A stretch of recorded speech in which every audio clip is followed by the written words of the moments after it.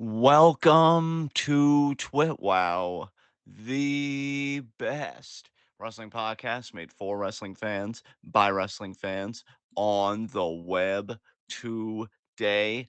I'm John. That's my cohort and commentary, Ashton. And this is the week in review.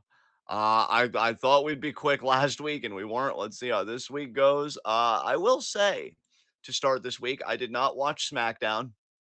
Apparently, I missed a good week to skip outside of Andrade and Carmelo Hayes, which unfortunately I did not catch up on before coming on here.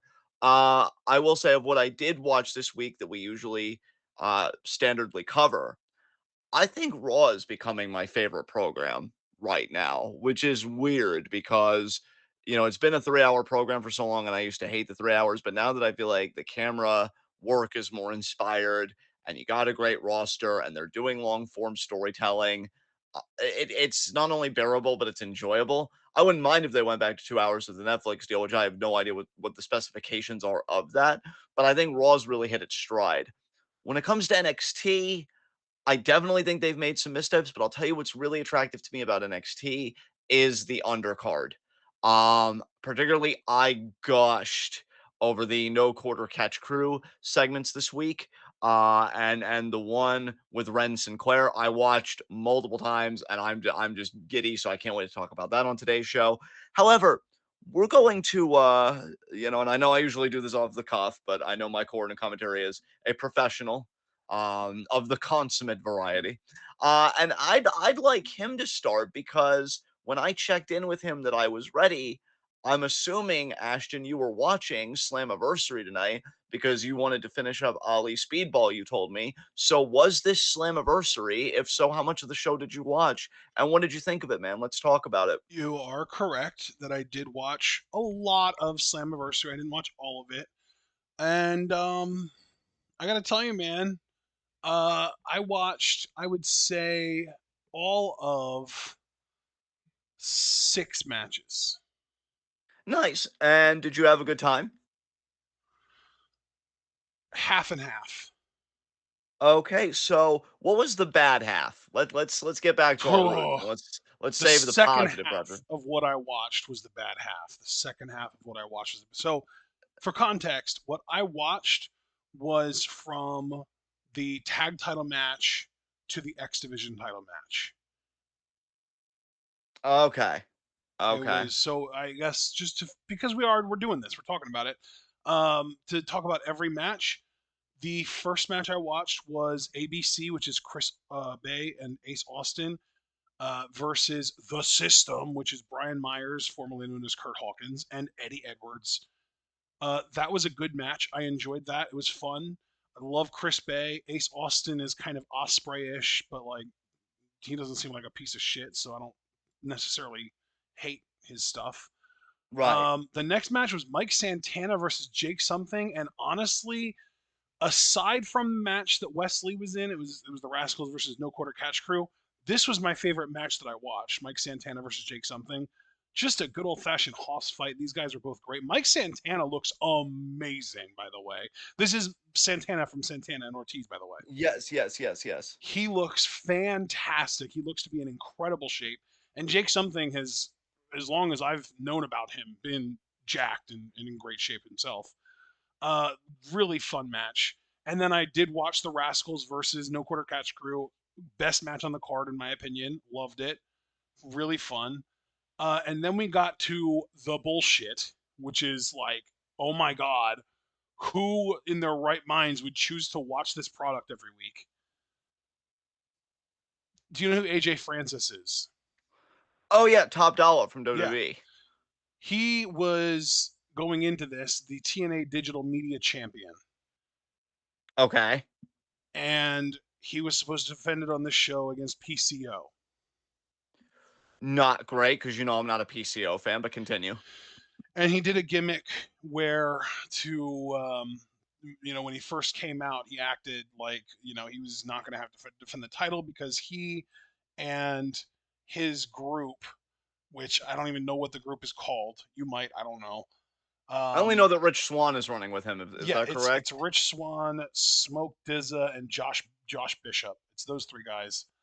but they quote unquote buried PCO, like killed him, buried him alive, kind of thing. Before the show, so AJ was like, "Let's get a ref out here to raise my hand to say, and still digital media champion." And as the ref was raising his hand, the lights went out, and we got the PCO raising from the dead bullshit. And the match was awful. And PCO no selling shit is awful. And PCO putting his 56-year-old body through shit that nobody in wrestling should be putting their bodies through was awful. Like getting power bombed onto the back of two back-to-back chairs was awful. PCO hit a moonsault, a PCO salt as they call it, and AJ Francis kicked out of it, which is apparently something that almost never happens. And he just fucking won anyway with a second PCO salt. It was horrible. This was, to me, this is the type of match that you put on if you actively want to alienate viewers. If this is like if you are like Tony Khan booking for the sickos type shit, like you are a really really big fan of driving people away and you don't want to expand your audience, this is like some self-sabotage type shit. This is like you don't want people to watch your product.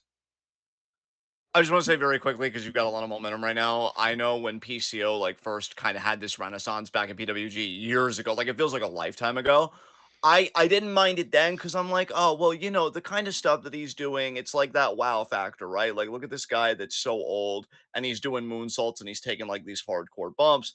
I thought, wow, it's a niche act, and far be it for me to tell a guy how he can and cannot make money, right? But I didn't think he would be taking it this far and going this long. And it's like, come on, like when are we just gonna be like enough?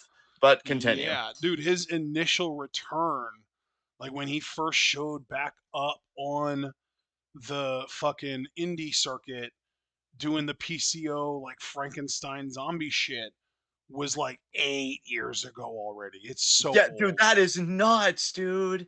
That like, yeah, like that's it's kind of blowing my mind. And this whole resurrection thing, if I could just say very quickly too, because there was a very brief period Oh, where I was giving TNA a chance, yeah. and like they already did that crap with like the whole Bully Ray storyline. And it's like, how many times And are you gonna and be by the way, resurrected? I should add AJ Francis hit a tombstone on PCO after the first PCO salt. He hit a tombstone on him and did the fucking arms cross like the Undertaker and stuck his tongue out like the Undertaker, and PCO kicked out of it. And then, like, yeah, probably within 2 minutes, PCO hit a second PCO salt for the win. Right. Damn. All Uh, right. Yeah. Continue. so, here's a fun question for you, John. Oh, this is never good. Well, what's up? Because I Um, always know how this goes. Yeah. What's up? so who do you think? Just thinking with your brain logically, what match do you think went longer? Mike Santana versus Jake something, which I would think, you and I would probably agree, two relatively evenly matched guys, two hosses should be a fun match. Or Jordan Grace, the fucking juggernaut, versus Ash by Elegance, formerly known as Dana Brooke. Which match Okay. between those two would make sense to go longer?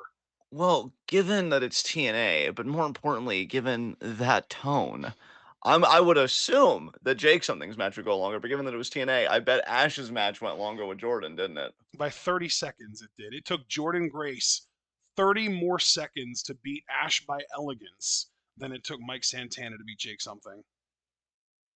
Oh boy, I don't even necessarily want to crap on Ash by Elegance, even though I mean, come on, I don't even like Tony Storm, but it very clearly seems like a low key ripoff to me. And Tony was already doing it better, which is why she got ripped off in the first place. But also, it's Jordan Grace. Like I don't know. To me, wrestling is like 50% a perception issue, and so yeah. But continue.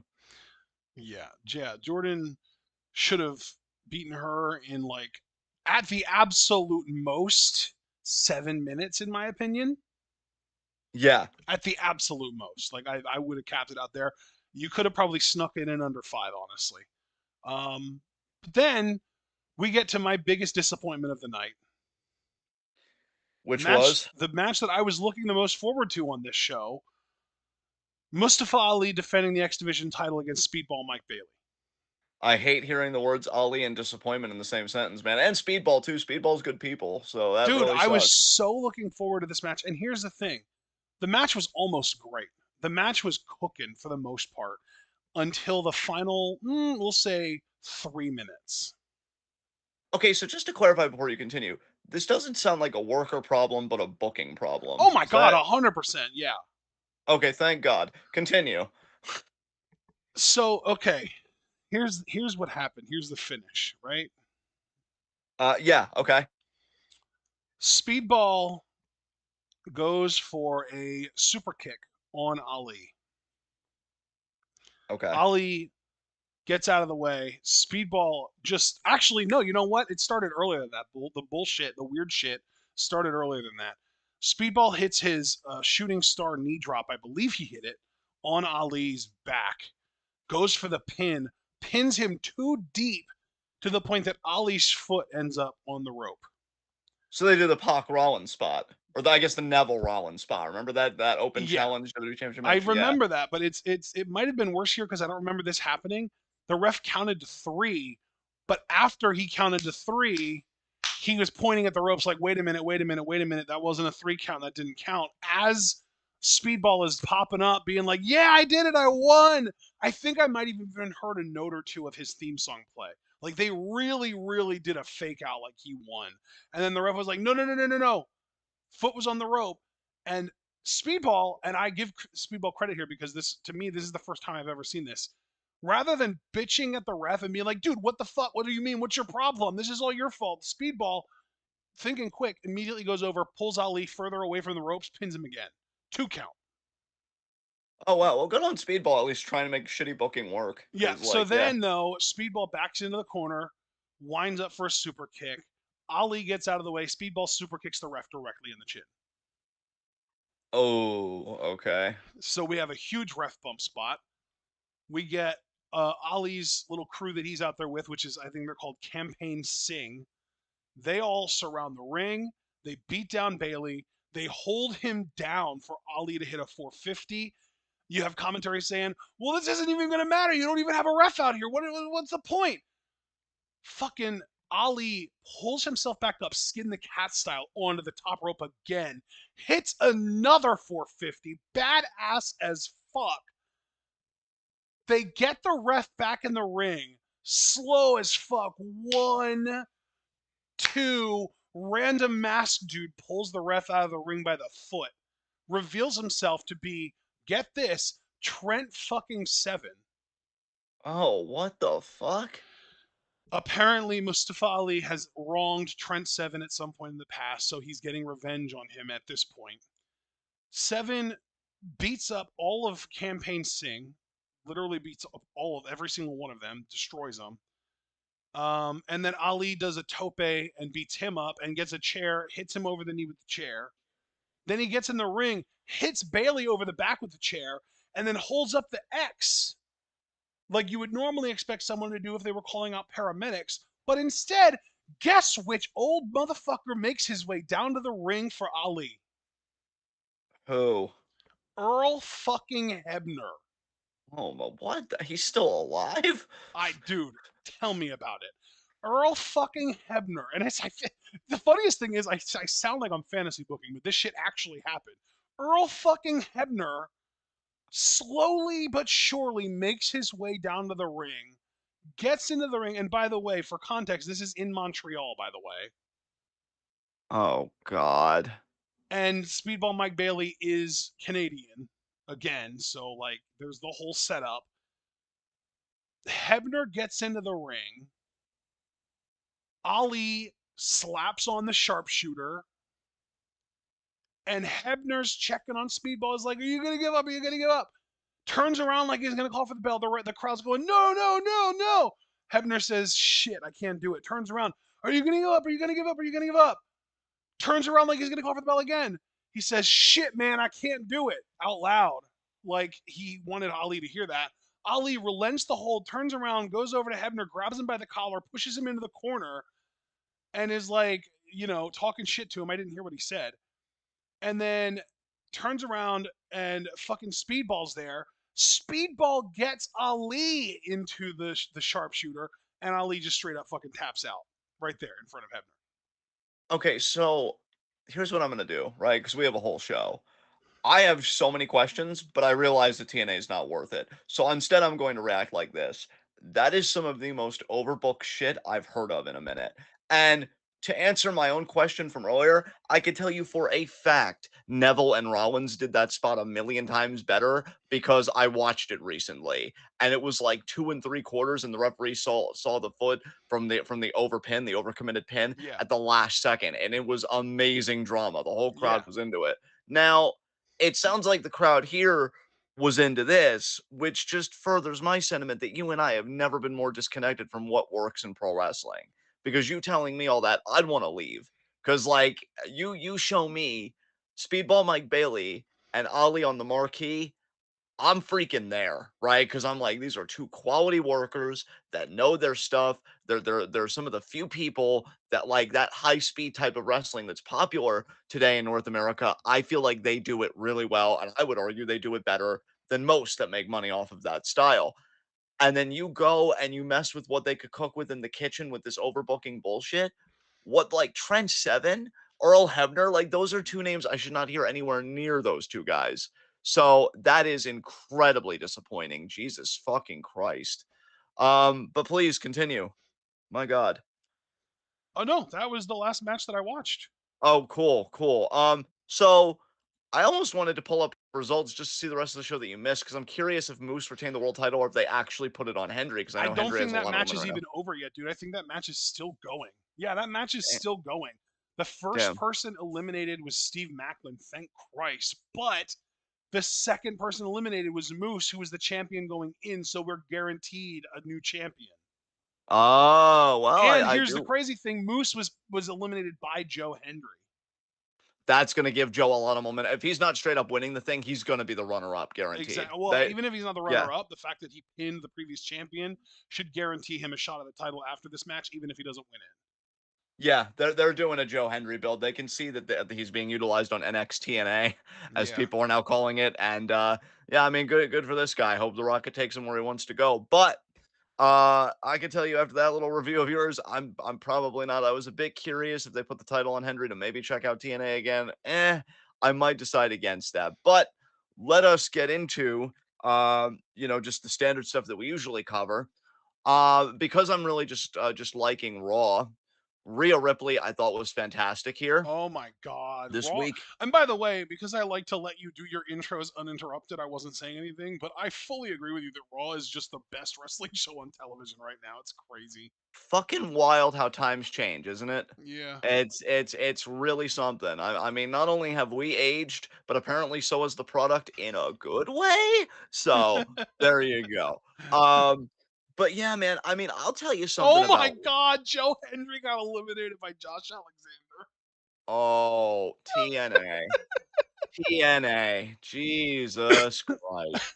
Dude, I think Javaris is gonna be right. It is gonna be Ziggles that wins the title. It's gonna be funny as hell. Oh my God, Javaris. This is why we don't doubt you, pimp. You made your money for a reason, because you know what soars and you know what tanks. Um, And this shit fucking tanks, but you You know saw it what coming. soars and you know what bores. I love you. You're perfect. Anyway, I'll tell you what, man. Like, I am so happy. Even if we could say more about how WWE could be doing even more for women's wrestling, side eyeing hard the fact that we still haven't gotten an Evolution 2. Um, I'm happy that it's good enough that women like Rhea Ripley can not only work but thrive. Yeah. Because she's running the fucking game right now. She really like it is amazing how I feel like that injury in a weird way because I hate when dominant and compelling title runs get cut short. I hate it every fucking time. But in a weird way, I'd almost say this injury was good for her because I feel like inevitably she was going to be babyface regardless. But man, the reaction when she came out here and then Dom like quickly interrupting with like the Rose a la Eddie Guerrero in China and he's still getting his heat, which good on him. But I mean, Rhea was so dialed in on Liv, and Liv, I mean, I don't have to tell you, you've been giving her flowers on the show with how good she's been. It's just amazing that these two swap roles because you would have totally expected it, or at least I would have. I shouldn't use the general we. I would have expected it being, Liv, the scrappy baby face, versus Rhea, the indomitable and insurmountable. She takes both words, immovable, just everything. Heel, that this title reign just cannot be stopped, and Yeah. Liv finds a way to do it. But now we see Rhea's the baby face and Liv is the heel, and it works for them. It really does. I love this segment. I loved Rhea's intensity. I loved how pathetic Dom was. Say what you will about Dom. On a character level, he understands his character. And he Oh my God. understands that Yeah. he's supposed to be a Weasley little shit Pathetic. and pathetic, yeah, and he owns it. I mean, keep in mind, this dude is probably living his best life. He got married recently, but on TV, he's like, "Yeah, I look pathetic. That's cool. I don't care." Like, if that's not a healthy masculinity, Yeah. show me what is, man. Yeah. Because I'll tell you that like anybody else, I'd be like, "No, I don't want to look this pathetic." This is, and I was like, "Hey, am I getting paid? Cool. Yeah, let's do it." Yeah, and I'm telling you, because I actually want to hand it to you to give Liv her props specifically with what she said here and how she like handled Rhea Ripley's challenge for SummerSlam. But just to speak in broad strokes, I'm watching this segment because you and I have already talked openly, so I don't think this is a spoiler for preview and predictions or anything. People already know, I think, where our mind is at. Um, that Dom is going to help Liv at SummerSlam and this and that. There's going to be this whole chase. That's certainly It the hope. makes That's certainly the hope. It makes me think, and I was thinking about this while I was doing food prep before getting on with you. It makes me think of the Brock Heyman Kurt Angle, where Paul had betrayed Brock first with the Big Show. Then of course we know Paul two-time the Big Show with Kurt Angle. Then he ended up getting both on his side. Blah blah blah. God, And Heyman's Brock such a slut. Dude, I know. Um, and that's why, like, Brock, before even getting back the title, wanted to get his hands on Heyman, and he couldn't do it. He couldn't do it. He couldn't do it. But then finally, he beats Team Angle in a handicap match, and he gets Paul Heyman in a steel cage, and it's a great cathartic payoff. Crowd loves it. Steel cage match was solid. I want Dom to be Rhea's Heyman, and I realize that. Like, I want him to be open enough to intergender wrestling that you make the payoff and the catharsis, at least part of it, because the big payoff obviously is Rhea getting the title back. But Yes. part of the payoff being Dom eating a riptide. Because that crowd will go fucking nuts. And I want him because he's already a pathetic character, so he's perfect to be slotted in the Heyman role because he is weak and pathetic. And Rhea to just do everything just to get her hands on Dom first. And then when he's really taken care of, it's like, now I know I can beat Liv. Like, I really want Rhea, since she is going to be a babyface now, because it was the problem we had with Bailey. It was a babyface, but without any substance, Yeah. without any real cooking to get there. Rhea, as a babyface, I don't care how powerful she is, and perceptually, she still looks unstoppable to me. Mm-hmm. There needs to be some kind of a chase, and Dom, to me, and the title should be the chase. So that's Yeah. just me thinking in broad strokes. But let's hand it over to you. What did you think about this segment specifically? First of all, Rhea, of course, challenging Liv for SummerSlam, and Dom not even really able to get a word in, and Rhea not really giving a shit. Oh, And then Liv's response, and then Rhea's just final word on the matter. What did you think of the whole segment? I thought it was great. I think this is the hottest angle in wrestling to me, honestly. I think this is I'm more invested in this than I am in the Bloodline.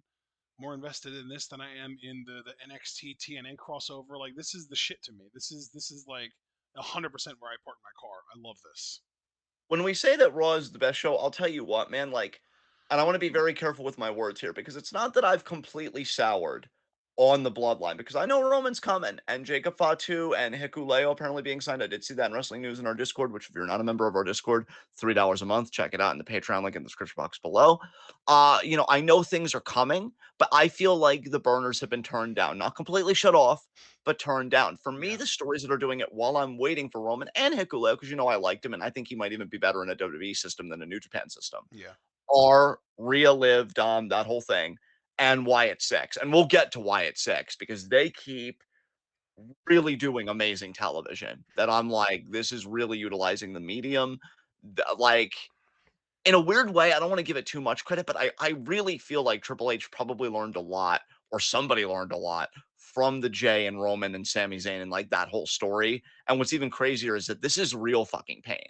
This isn't acted pain by Jay, which shows what a fucking talent he is. This is real grief. And again, we'll get to that. I don't want to get too deep into my bag there. We'll get to Right. that. But yeah, I mean, these are the two best stories going. And them Yeah. being on Raw, just to me by default, makes Raw the best program, Yeah. in our opinion, because we both co sign that.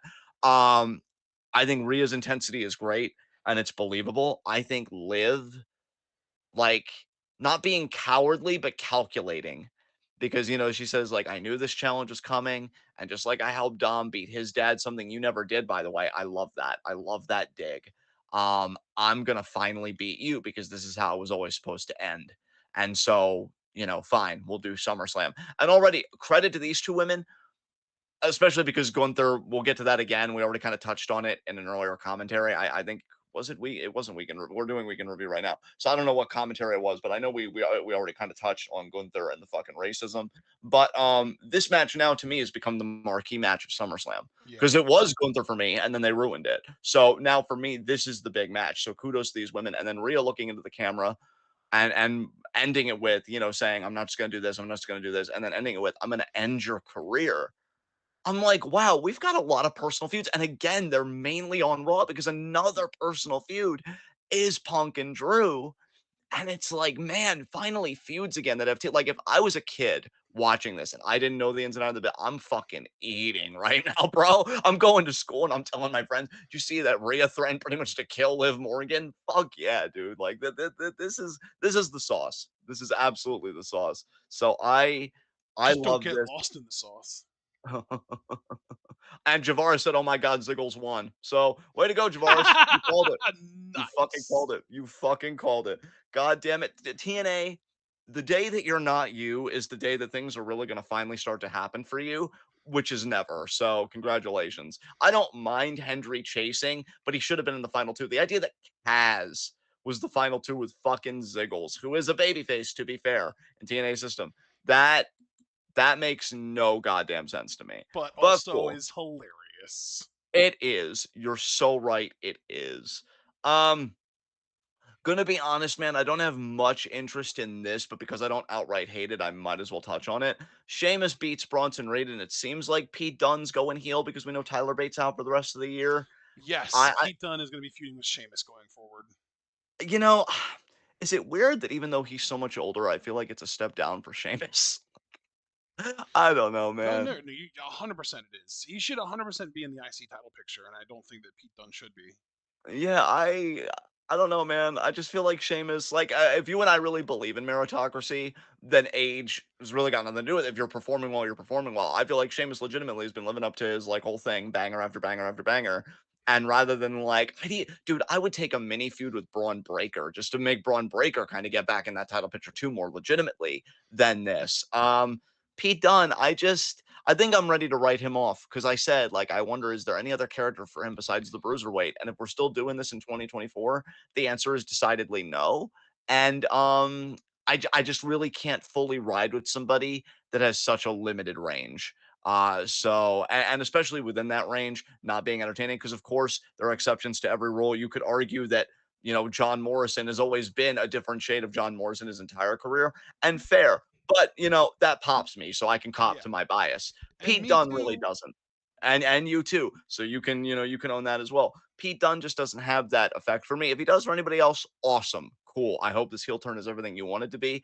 I'm changing the channel, metaphorically speaking, on this.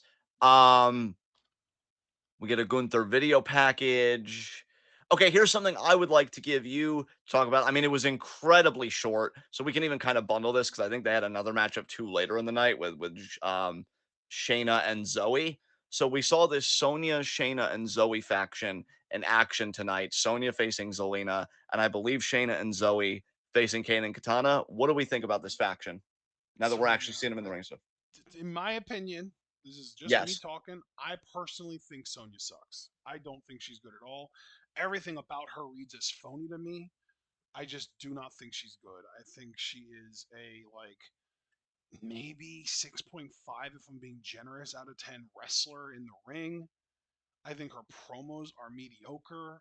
She just does not do anything for me at all as a performer in general. Um, Zoe at least is I think Zoe's better in the ring than Sonya, but everything else she does is at least as bad as Sonya, if not worse.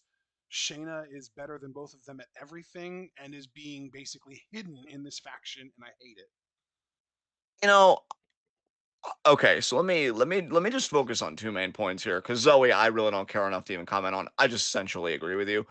With Sonya, it's weird because, again, much like you emphasized, my opinion, I like the presentation. Hell, I even like her finisher name. I think DeVille's Advocate's kinda clever. I don't Yeah, know, I'm a I basic bitch, agree. It is you know? cool. Um, but it's funny, like, I look at her in the ring and just how she, like, carries herself, and I'm like, as much as I hate to admit it, there were things that I think Mandy Rose was better at than her in this business. Not that I care for Mandy Rose either. I think when you're comparing the 2, it's like, well, do we really need either one of them? I But think to that touch Mandy was yeah. a better entertainer. Yeah. Yeah, for sure, and that's kinda like whether we're talking about, like, the Otis angle in which they both, I think, kinda brought the best out of each other and, like, both made each other kinda look good, and Otis is already great, so what does that tell you? And then Toxic Attraction, which honestly, I mean, yeah, wasn't bad for what it was, looking back on it. I just feel like Sonya, I don't know. I don't know. I'm not gonna be too harsh to her, because she's been through some shit, and I'm glad she's back and doing her Yeah, thing, I but mean, I think I'm 100%. yeah, Like yeah, we know she's been through a lot. We know that she had the whole stalking incident, which is really unfortunate, and people shouldn't fucking do shit like that. yeah. But like, But focusing on the somebody wrestling, you know? exactly, somebody having been through something is not necessarily something that's going to get me to be like, oh well, you know what? I forgive you for being bad at your job. Yeah. No, and that's totally fair because that's what we're here to talk about, right? And so in that spirit, just the last thing I want to touch on, you couldn't be more right. Well, I mean, you could, it's your face, and when your face, as I've told you before. But you in this particular context, you couldn't be more right. I'm glad that popped you, by the way. You couldn't be more right about Shayna It was Baszler. the way you said it. Yeah. Well, isn't it always? But you It's really couldn't you're be more right so about right Shayna again. Baszler. Wow. Yeah, because with Shayna, I don't want to be like overly angry and get on my soapbox because, to be honest, this isn't worth it. But I really am sick and disheartened with how underutilized she's been by this company. Yeah. And because you can't even tell me, and I'm not saying you are. I'm just saying in a general sense, you can't even tell me that she's not a good promo because we know that's a lie because of the feud with Ronda, who is a shit promo. I don't know what Shayna has to do or what she has to prove, or if maybe people think she's too old. And by people, I mean the people that matter, management. And it's like, oh, she's that legitimizer. She's the person we heat up. And then when the person we actually want to get over to make us money and be on the posters and stuff, it's their turn. Shayna can give them the rub from the heat that we gave her, and then we begin the cycle again. And that's where I feel like she is. And that's such a fucking shame to me because like I'd give an arm and a leg at this point to see NXT like black and gold Shayna on Monday nights or Friday nights or wherever the hell she is on the main roster And winning that's the thing championships. too, is like we've seen her do the arm break twice now, and yet like when it was in NXT and she did that, it put people on the shelf. But she's done it twice now, to little to no effect at all. Yeah, yeah, absolutely. It's frustrating, man. It's really Yeah. frustrating because I like Shayna a lot, and that's why again I really just had to seize on that point that you made, because I know you and I have advocated for Shayna for a long time, and it just nothing ever happens.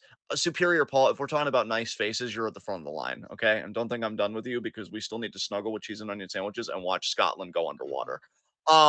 So yeah, I just Shayna deserves better and it's just never gonna happen, and I think we just need to make our peace with it, but, no. So, No, yeah, that's no, we agree on that at least. Nice. yeah, I no, love that's that just for us. that's just not gonna happen. Um, oh god. Okay. So, Dominic talks to Priest, that whole thing, and then Jay's like, "Oh, is Rhea single?" And then, Priest's like, "I don't know, ask her." I'm surprised Priest, like, was kinda cool with it, which kinda shows they're pushing him in more of a babyface direction, and then He's Dom gets all super baby face, dude. Oh, believe me, we'll get to that. Because if it wasn't super babyface before, he was super babyface after this fucking shit. Oh, you And sound then, paranoid though. well, yeah, because the Gunther thing is next on this itinerary that I Oh, have here. right. Yeah. Jesus Christ. Yeah, Um, it was gross. yeah, yeah, I yeah. honestly forgot that we got to talk about that tonight. Jesus Christ. I know we talked about it once before, so I don't think we'll have to linger on this too long. But I mean, God, how many times am I gonna have to get I mean, I probably deserve this to be fair, but Jesus. You know Um, what? No, I don't think you do. I don't know. I have been kind of a villain lately. The universe is bound to be like, yeah, yuck it up. Watch what I do to your happiness in 10 minutes. You know what though? So I'm gonna just go out on a limb and say your villainy doesn't justify all of the innocent casualties that are getting caught, as far as like other Gunther fans that are being caught up in him being racist. well, in the words of your mother, you are an absolute sweetie, and I will remember this. So Tom is just like, hey, nobody talks about my mommy that way. And then Jay's like, I bet, do something. Well, after I eat my nuggies, you're next. And he just kind of goes Did he and really quote Goldberg? no, no, but I Damn. mean, let's be honest, my version was probably better. I mean, yeah, So but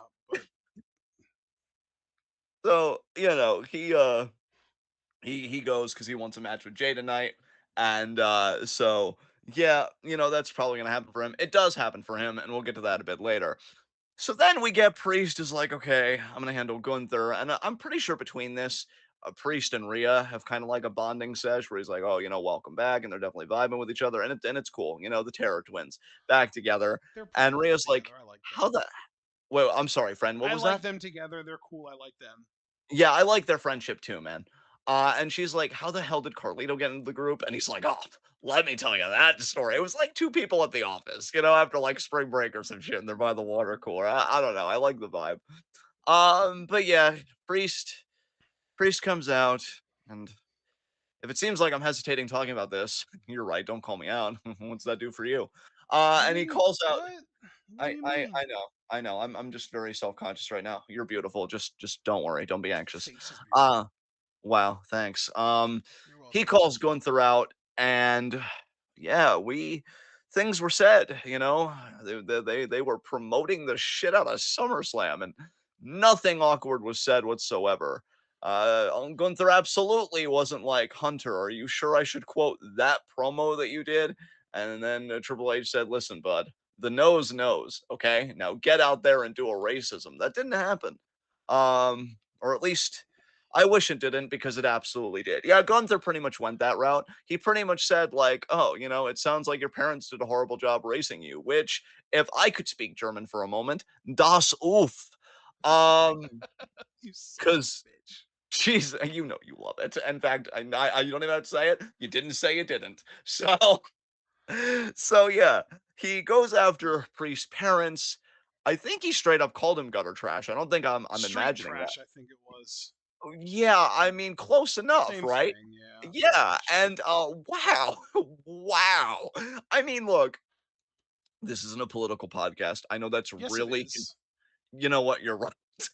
S That kinda took me out, you correcting me like that. Kinda hot, but also unexpected. So, Of yeah, course, it's a dude. Of political course. Jesus podcast. Christ. I'm tilting because I wanted this match to be good and enjoy it so bad, and they took it from me. So yeah, it's a political podcast, and I don't know, fuck far right chuds. I don't know.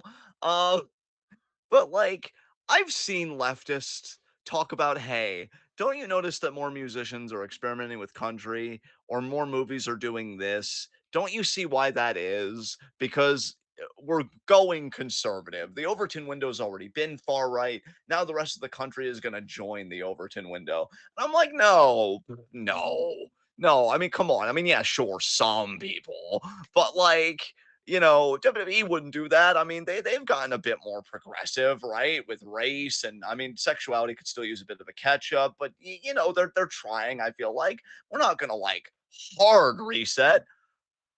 Ooh, mama, because wow. I mean, tell me you're embracing Project 2025 without actually telling me you're embracing Project 2025. Like honestly, I don't want to be too out of pocket here, but let's call a spade a spade. Would it really have been that out of character for this Gunther to be like, well, people like me should win world titles, people like you should have been deported? Because I feel like you might as well have just said that line, right? With how conservative this already was. This was bad. This Yeah. was racist. This was classist. And like, just take the mask all the way off at that point. And I gotta say this too. And then honestly, I want Ashton to talk because I know when I get like anxious and I really hate something, I just babble. And most of it's coherent, but like, what the fuck? This was the worst guy to do it to because Gunther already had so much against him, right? Yeah, Because Gunther Stark, the fucking Nazi name that he was starting with.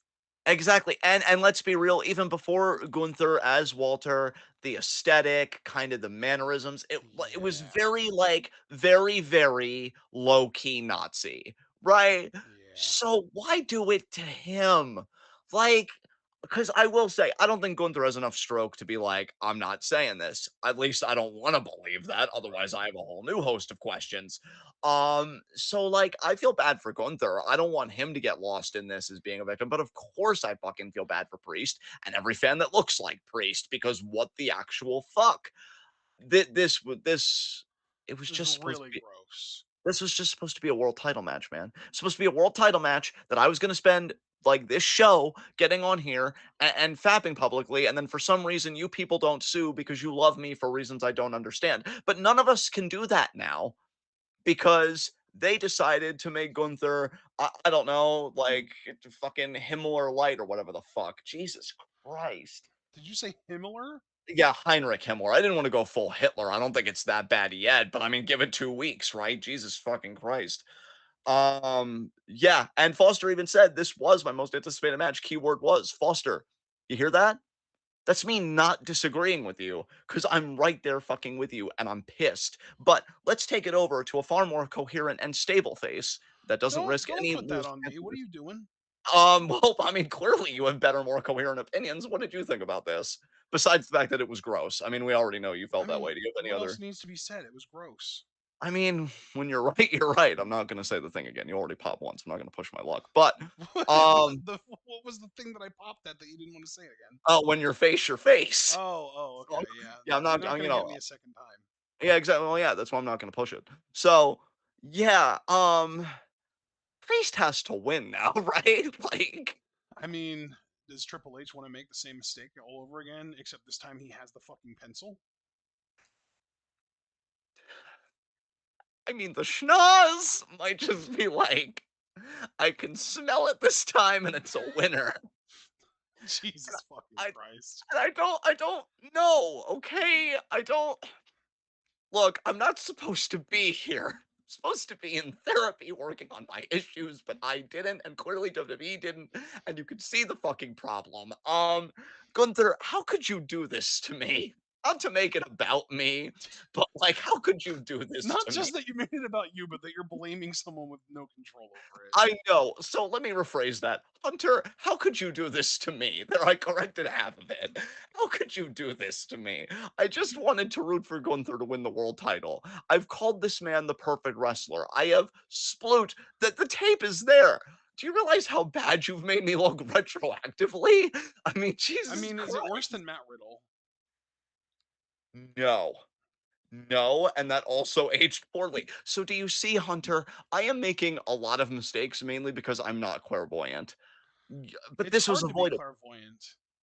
But my face already does so much, so what's an extra mile? I don't know, man. I just feel like Priest has to win now. The win's totally taken out of my sails. Like I already said, I feel like You know Liv, what though, dude? I Rhea think is that more was the connected now. intention because I was talking to people in the Discord about this. I honestly feel like they went this far because Triple H knew that people wanted Gunther to win, and not only did they want him to win, but they expected him to win. It was like, okay, now that the sort of transitional championship reign is over, we can get to the real next champion in Gunther. And there was almost like a sense of entitlement among Gunther fans. And I think that he wanted to make it very clear that Gunther is the bad guy here, which I mean, mission fucking accomplished. But I think that there was a combination of doubling down on Gunther being a heel, but also actually making people want to see Priest win, which I don't think that as many people felt that way as was intended. Look, I mean, as somebody that is in a very unique position to respect doubling down to your own detriment, no, no. Just no. Look, first of all, when I do it, it's at least 2% endearing. Okay? There is nothing Right. endearing Just about to be this. clear, I'm not saying it was the correct way to do it. I feel like it was No, the I know. easiest possible way to do this. I'm No, just saying I absolutely. think that that was the goal. I think that that was like why they did it. No, and I need it to be understood. I'm not disagreeing with your face, mainly because I don't like being wrong in this instance, but Oh, also that you. there was a better way, okay, to A get hundred that. percent. Like I said, this was the laziest possible way to achieve this. Like, honestly, like, again, I know they don't do intergender stuff. You would have probably gotten more heat in a more organic way of like you power bombed Rhea or something if you were Gunther or something. Been like, oh, I know you look Dude, at her like a sister or whatever. he would have gotten fucking Elias in Seattle heat. Yeah, yeah, and no racism required. I mean, maybe people could infer sexism, but I mean, it's fucking Rhea Ripley. She'll I mean, get in my Gunther back opinion, it would have now. been sexist if he didn't powerbomb Rhea. See that? Yes, yes. And instead, we have to do this. Like, I don't know. I'm stuck on this because, and again, being totally serious, because I do like to have fun, and I especially like to try and have fun when situations are so deeply uncomfortable. I was looking forward to this match, and I was looking forward to marking out with all you guys and stuff like that because you know what a huge Gunther fan I am. Now it's hello, like I go to people and they're like, "Oh, you like pro wrestling? Who do you like?" And then I'm just like, "Good, yeah, Utami, yeah. Oh, who's that? Oh, And they're like, Toshi, who the yeah, hell is that? yeah, exactly." And it's like, first of all, how dare? Because then I can like take that fire and be offended. Wait, you don't know who Tommy is? How dare you? Wait. Were you about to name the Nazi? You? And then I just, fucking squirm out of the call.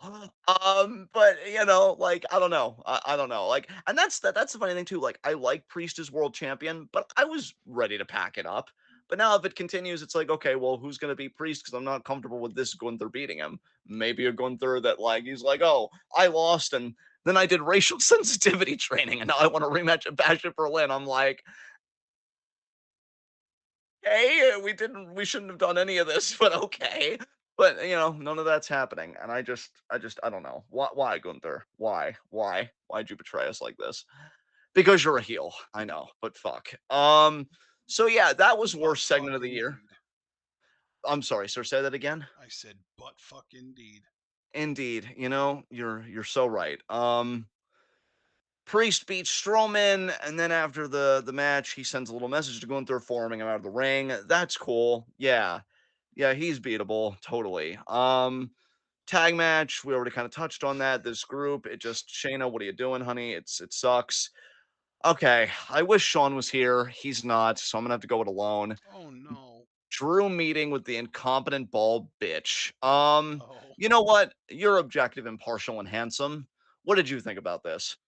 I was with Drew for most of it. I was with Drew right up until he refused to swallow his pride and apologize. So, at the risk of getting a little too much tone, you were 90% right, and then for shits and giggles, you decided to be wrong. In my opinion, I was 100% right, and you were 90% right until you decided to just, be ridiculous and unreasonable. Okay, a little hurtful. I'm not gonna lie. I don't think I'll cry tonight, but my I eyes will definitely certainly want to. hope not. Wow, wow, there was a lot baked in there. Okay, let's talk about this. Let's talk about the fact that Drew is still killing it with this character because the Yes. character very clearly is a guy that like. See, it's funny with Drew because Can't again, express his emotions. well, can express his emotions, but more pointedly than that. I mean, you're not wrong, but more pointedly than that. And Foster, you're so right. Really about everything, but especially about the message that called me out by name. Um, but more than that, Drew is a guy, and this is what's so fascinating about his character, is he has a justified grievance. He just always takes it too far. Yeah. And so any sympathy he could garner, he loses because he's so dialed in on that vendetta. Um, wow, Superior Paul. Does the world just want to hurt me today? Who else? Who else wants to come up and stab me right now? I'm giving out fucking freebies. You know what, Superior Paul? You can eat the cheese and onion sandwich alone. I'm out of here. I'm not gonna cry in front of him. I'm gonna keep it together. But no, like he always alienates people. Like I guarantee you, like if he would treat Pierce a little better, which I personally don't think he deserves, but I'm trying to be You know impartial. what? I don't even think Pierce deserves to be treated better either. But here's the thing all Drew had to do was pretend to be sorry. That's all Pierce wanted.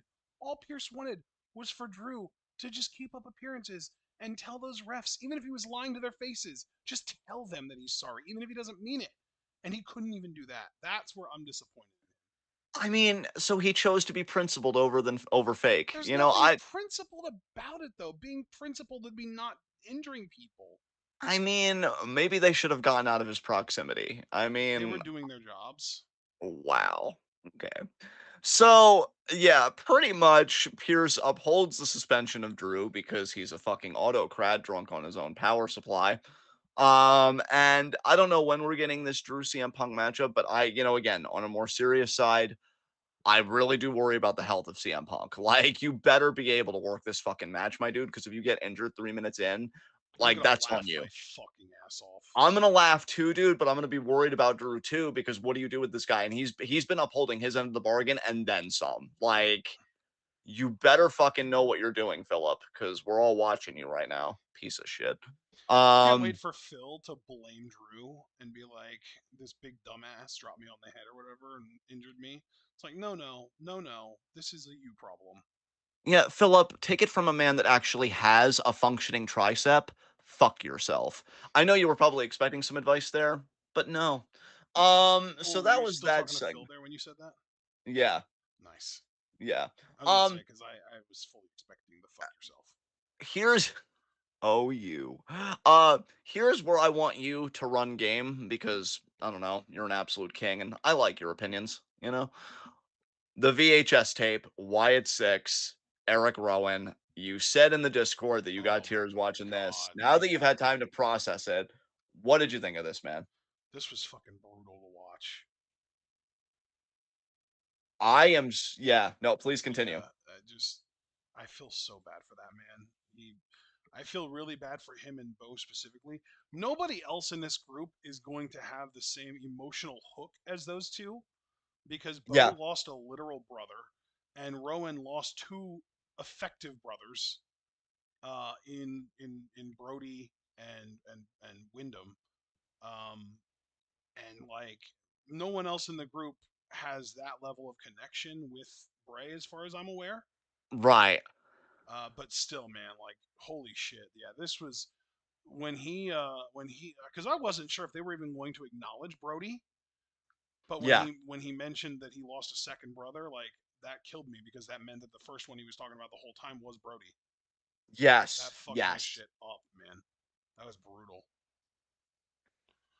I I think this storyline's really teaching me the fine line between art and exploitation and like art as a form of catharsis and therapy. Because I want to believe that on some level this is healing for Bo and for Rowan.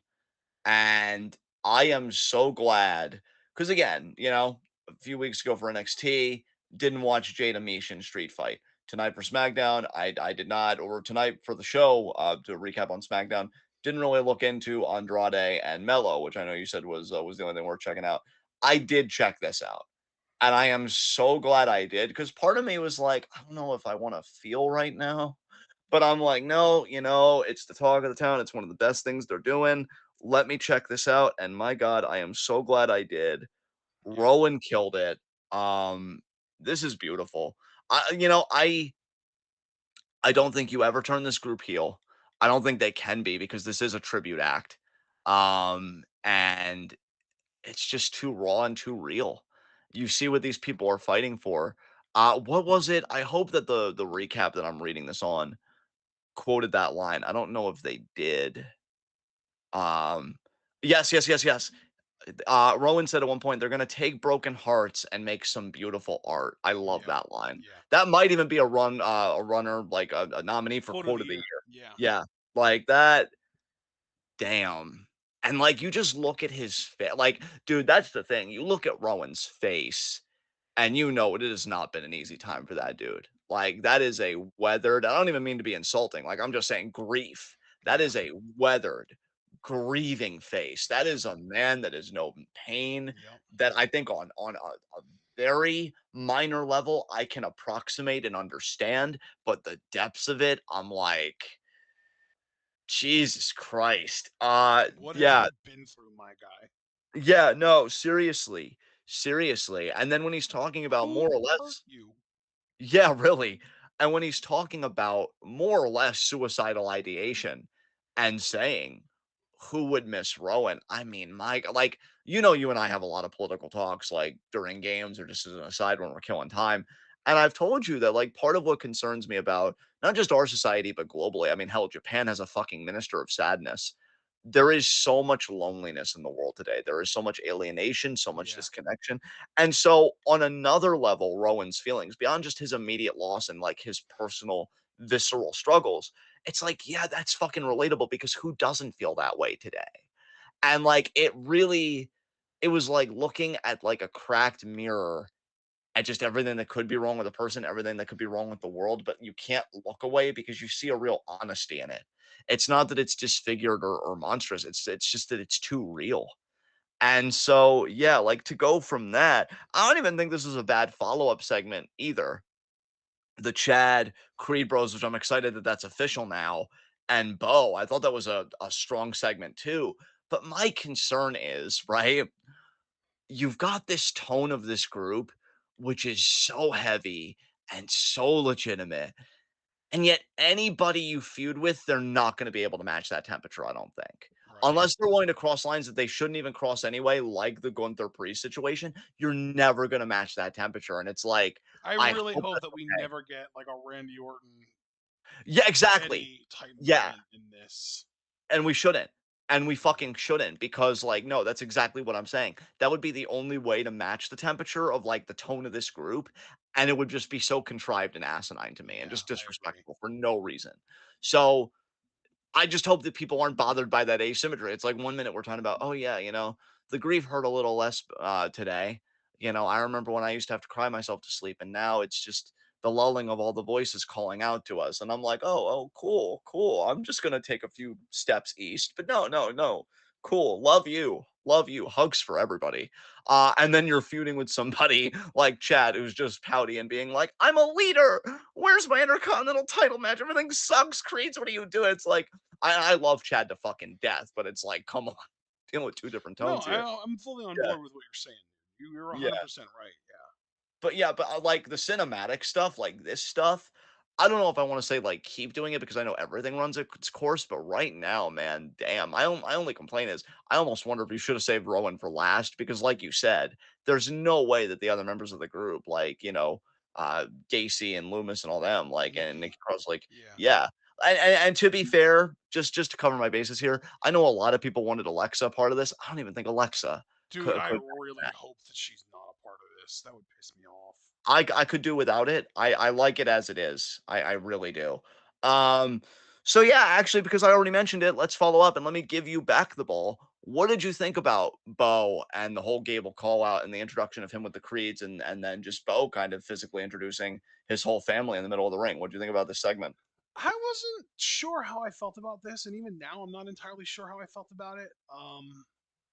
I like Bo as a performer, but I just kind of want to see more before I really make up my mind up because I don't really know like what the laughing, like where they were going with the laughing, like why is he laughing? Let's find out an answer to that before I make my mind up because if it's an answer that I find interesting, then awesome, that makes the segment better. If it's an answer that I think is nonsense or poorly written, then that makes the segment worse. If I could tentatively speculate, because I have the same slight disconnect that you do, just wanting to see how the pieces fit, but just looking at the segment in totality, at one point he says to Gable's face, "There you are." And I think that's why he was laughing prior because Gable with this offense is telling on himself. It's like Gable appears and presents himself as this confident, always in control guy, which by the way, to give Gable credit for his share of this, I did get a good laugh when he's like, I cracked who Uncle Howdy is. It's Bo Dallas. And everybody was like, yeah. And then Gable's like, well, still, I cracked it. And then like he says it in the ring, and of course it gets no pop, but that's kind of by design because it's like we all knew that. And Yeah. he's like, I know, I'm shocked too. And it's like, you're perfect, sir. I fucking love you. He's great. I love Chad. But I do think it was like, okay, you present yourself as one way, but this attack and this fear, like it's another. And so I think that's why he's laughing because of the contradictions that people kind of live with within themselves. We want to be one thing, but in truth, we're another. And so when he says, there you are, I feel like in his mind, he's seeing the real Chad Gable. And that's what's so funny because Right. you can lie to everybody else, but you can't lie to me. I'd like them to put a finer point on that. but again, that's just my tentative speculation. Um, can I just say though, I do understand where Foster's coming from as well, and I don't want to be dismissive of that point. He said, and I want to quote him here. I think Gable and his story are starting to lose me. Like I love him in the Creeds, same, but this feels like both groups should be feuding with different people. I can see where Foster's coming from because logically it feels like Gable and the Creed should be feuding with his old group, just kind of rubbing in their face like, oh, I've moved on, and I do think that's coming. Um, and as much as I hate to say it, but then again, Hunter probably feels like it's a money matchup, and I don't see it anywhere close. I do wonder if like Wyatt Six should just feud with like the Final Testament, but they just suck anyway. So I don't know who the Wyatt Six should feud with that'd be better. Like I get Yeah, why Chad. why would you want a group you like to feud with the Final Testament? Yeah, I know. Like, no, you're absolutely right about that. And so like I get why Chad works, but I also like I do understand where Foster's coming from too. Because it is like two groups with two wildly different tones. Yeah. And like I feel like Gable and this group will really cook when they get past this. And speaking No, but of, you know what I do like about it though? I do like yeah, the fact that it is sort of Chad being forced to pay consequences even further than just, Otis and that family leaving him. yeah, it's like, oh, you don't get off scot-free just because those you abused decided to leave. That's not consequences, that's just separation. That's just them healing. Yeah. You know, and here's your real comeuppance. So yeah, I can see where you're coming from. I think I can understand everybody in this situation really, because it is just that unique space where the Wyatt Six I think are finally about to like really be unleashed. Because I don't know about Yeah. you, bro. I'm expecting a six-man kind of tag at SummerSlam. Gable and the Creeds versus Bo and two other people, maybe Rowan and Loomis or whoever. Yeah, Um, that's kind of the question though. I mean, I'm wondering if Bo will maybe even avoid wrestling and it'll just be Rowan Loomis Gacy. oh man, yeah, maybe that would be interesting. Well, because the thing is, they could even include the women. They could even have Nivy be a part of that, and then they could get Nikki involved as well and have it be mixed, Yeah, and the Ivy Nile problem that's still going to be a writing problem for me because it wasn't too long ago that she was kind of paired up with Maxine. Maxine's coach. Yeah. And so for her to just join the Creeds, like I would want at least a segment where Maxine was like, Ivy, what are you doing? You know what Chad's like. Are you sure you want to do this? And Ivy could just be like, Yeah, listen, Maxine, I'm so sick of your weakness and your crying and complaining. Like it does feel a bit like a betrayal, and I would agree with you that it would make sense for us to get something more solid exactly. Yeah, and I'm more glad. I'm concrete. Yeah, I'm glad you agree with me on that, man. Because I never want to like try and be difficult and like nitpick everything. But again, like we watch the product, Well, that's the and thing, dude. yeah, Is like when the quality of writing is starting to improve, our bar's gonna go up. Like it's yeah, like you can't go from like a C tier drama to an A tier drama without passing through the B tier in between. exactly. Beautifully said. So yeah, I think I do like this as well, ultimately. But I understand Foster's reservations. I understand your affirmations, where like it's good the Chad suffering on comeuppance like this. I think it just makes me intrigued how this is all going to play out for SummerSlam, which I mean, that's the thing because I think SummerSlam a few years ago was the Fiend's in-ring debut with that amazing, like, fucking Bray Wyatt lantern that everybody marked the fuck out for. Oh So, right, the severed yeah, head. Yeah. yeah. So, like, SummerSlam, Oh, you did the thing. I did, yeah, unwittingly, yeah. Holy shit. So yeah, like, I Bo did get the why thing too in the ring. I like that. I definitely cracked a smile at that. So yeah, that was that. What else do we got here?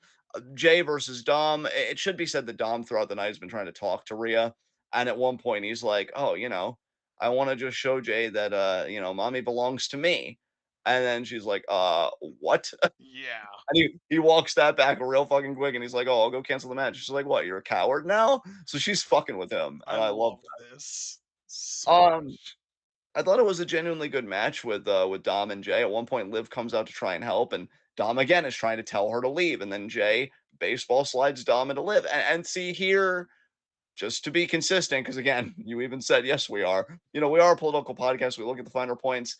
Dom is still low key kind of a victim here because these are always like unintentional things. Now, granted, when Rhea first returned, it did seem like Dom was like feeling to like actually kiss Liv and get down, Yup. whatever. And then Rhea's music cut off. See, here's my But thing. Here's my thing. yeah, Dom could have gotten Liv to stop pretty much anytime he wanted.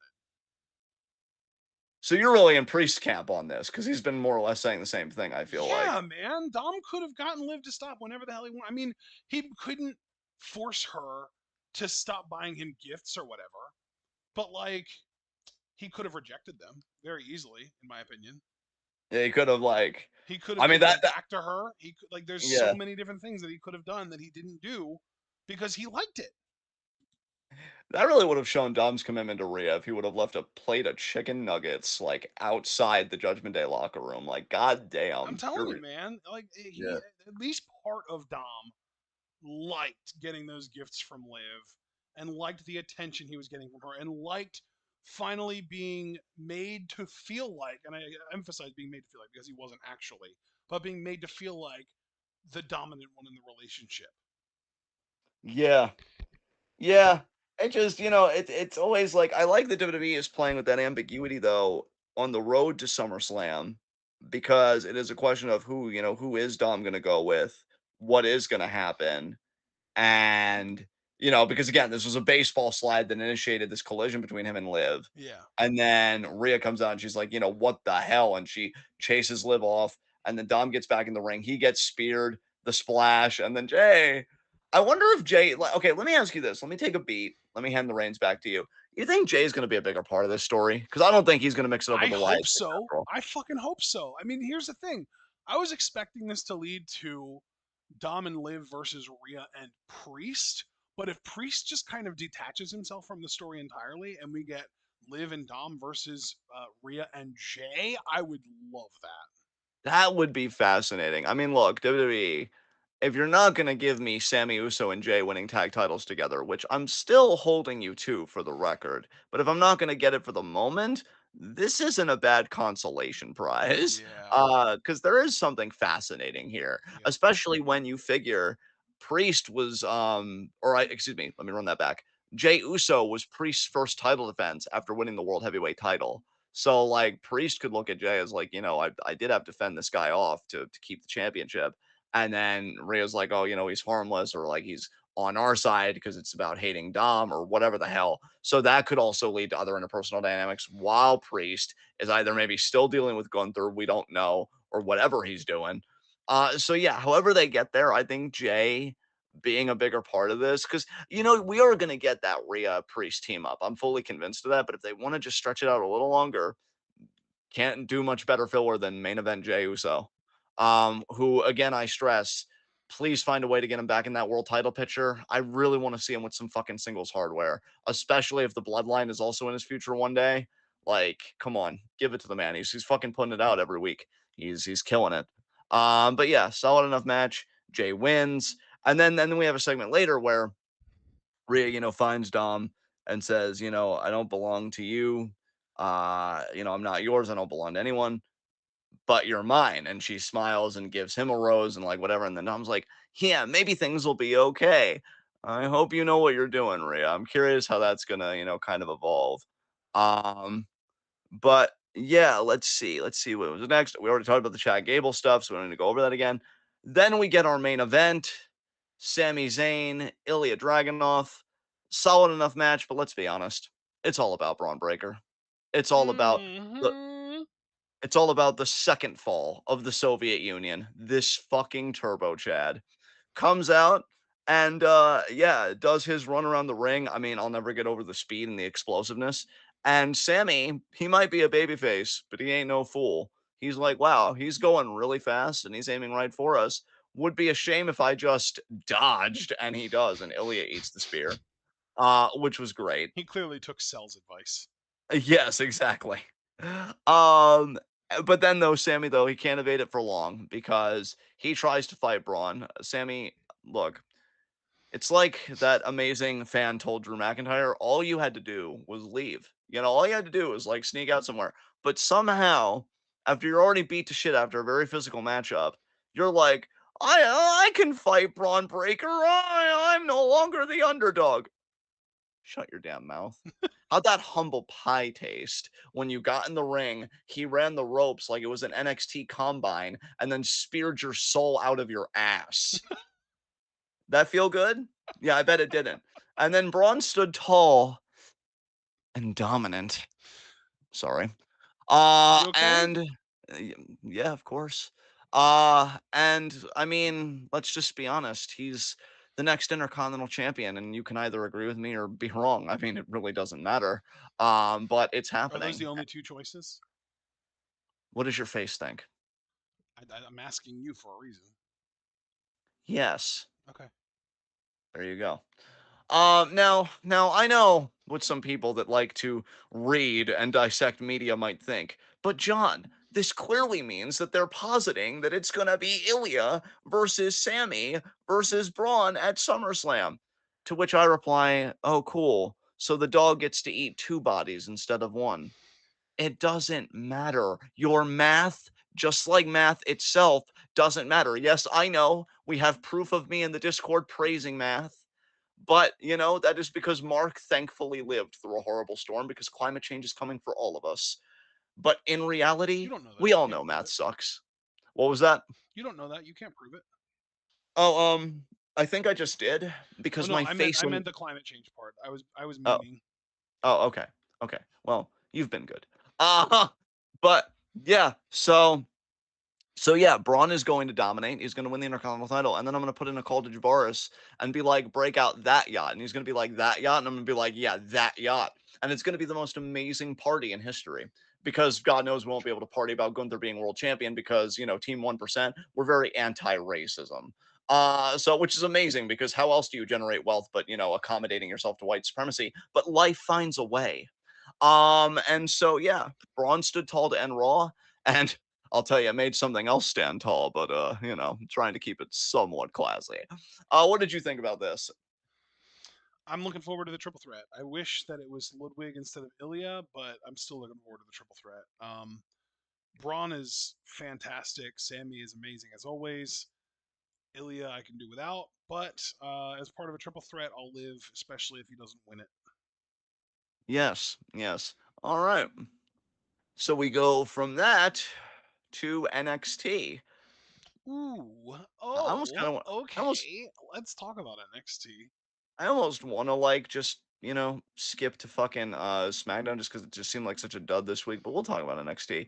Unfortunately, I have to go to a different recap report because this one is looking at 7/16, and that was last week. Actually, no, it wasn't. It was That this was week. this week, yeah. Duh, it's the 21st today, Sunday, which means Wow. we're still on the 20th in commentary time. Time is This broken, show everybody. literally opened with Rascals Gallus, and thankfully, the Rascals fucking won. I'm so glad that they won this match. I would have been so disappointed if they didn't. Disappointed, but given that it's Hickenbottom's NXT, I can't say I would have been too surprised. So I was relieved. I was relieved that I Rascals won. honestly would have been both disappointed and surprised. Yeah, I mean, now Rascals, that does something for me. This was really fun. We're actually, I actually watched some of this match while we were still doing Fave 5. And yeah, Rascals had some explosive, exciting offense here. Yeah. Really great stuff from these guys. They're a very fun tag team. Like if Faction. we fun faction, yes. But if we had more trios like this, I really would be open to WWE doing a trios championship. But it's just so fucking rare that I'm like, don't bother, don't ham fist it. So yeah, good on the Rascals for getting the win there. I like not ham fisting. Yes, that's great. Not ham Uh, fisting is the best. Joe Hendry was on commentary, which made Gallus very upset. And so Maybe they should consider, staying in their fucking lane and focusing on the task at hand and sucking less too. God, you just had so much right in one sentence. I mean, goddamn, bro, what are you doing to me over here? I don't even S- care if it was a run-on sentence. I'm glad I said all that. Damn, Andy doubled down. Were you the perfect man? Regardless, For so you, maybe. so moving on. Chase U were interviewed by Kelly Kincaid. Nice alliteration there. And Chase and Riley said that Duke Hudson will bring the NXT North American title to Chase U. Okay. Next, you're gonna tell me Kelly student debt. Kincaid has one of those faces, you know? She does. She's got one that's like, I feel like I knew you in middle school. Yeah. But Chase, you have about as much chance of doing that as student debt does of being completely abolished. So maybe get over yourself. I don't know. The courts are Um, trying so hard to withhold it or to maintain it. yeah. But, yeah, we get Ethan Page. God, I hate the writing of this whole fucking thing. Ethan God, you know Page. how I've talked before about how Ethan Page has one of those like Kermit the Frog voices? Yeah, yeah. Matthew Raywalt is so much worse in that category. Holy shit, I can't stand it. Oh, yeah, because you watched TNA tonight, so you heard him on commentary. Why? Oh, man, you Oh, really put yourself through it. I did. He was so bad. He was so annoying. I just why can't they just bring D'Lo back, man? D'Lo and Tom were such a good combo. Dude, I don't know. I don't know. Maybe D'Lo got sick of TNA shit when they put racism in Eric Young's mouth with that concussion gimmick, and he said, "Hey, are you CeeLo Green?" And then D'Lo kind of looked around and he's like, "Some things aren't worth the fucking paycheck," and then left. I don't know. God Uh, damn it, TNA. Y'all just cannot help yourselves, can you? and you know what's amazing is that any other time y'all could call me out for being out of pocket, but guess what? TNA actually did that. That was real. So look at that. Just look Fuck. at that. Right? Yeah. Really fucking sucks, doesn't it? Um, God damn so it. yeah, I think I blacked out because we're talking about so much mediocrity at once. All right, Ethan Page. I'm so sorry. I didn't mean to do that to you.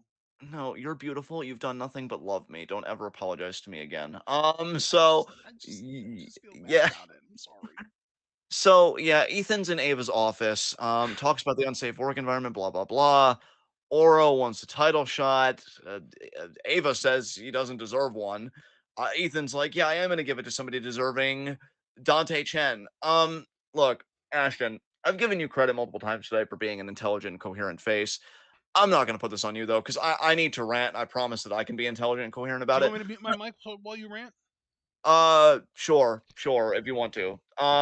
You don't have to, but if you want to. Okay, guys, so here's everything fucking wrong with this, okay? And I know Javaris is gonna have my back on this because we talked about this in the fucking Discord, and maybe the rest of you too, but I'm just saying I know for a fact Javaris is gonna have my back on this.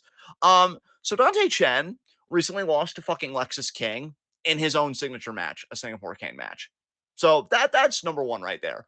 You lost your most recent match, unless level up. But let's be honest, level up, it both does and doesn't count because I guess a win's a win in a I way. think But Level Up is non-canon fully. I just wanted to cut in to say that. yeah, no, I agree with you because it's like, it's a title on NXT, not NXT level up. So get wins on NXT. You lost your most recent NXT match. Second of all, okay, and this is my biggest fucking problem.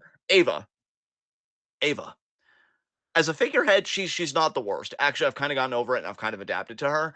But the writing, step the fuck up. Because how on one hand can you say Oro isn't a worthy contender, which I don't have a qualm with, because I actually like the journey for Oro to prove something. Because I know up until him beefing with Ethan, he was kind of, and no disrespect to him, an afterthought to me, right? So I get that.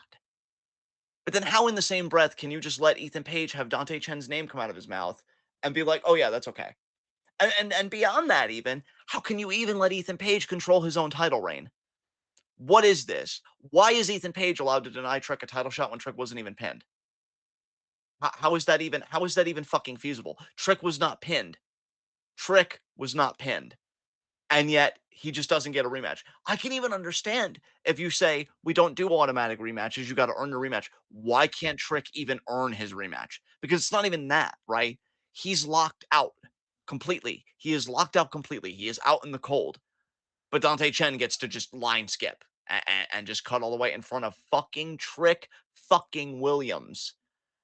I hate the writing of this. This is aggravating me on every fucking level, and I don't understand why we're catering to Page as a character when like he hasn't done shit. And now caster sales cutting in. Oba been doing this for a while. That's fair, but here's the thing. Oba has been winning and he's been winning dominantly, and you can tell that he's like over and you can tell that he has that aura about him.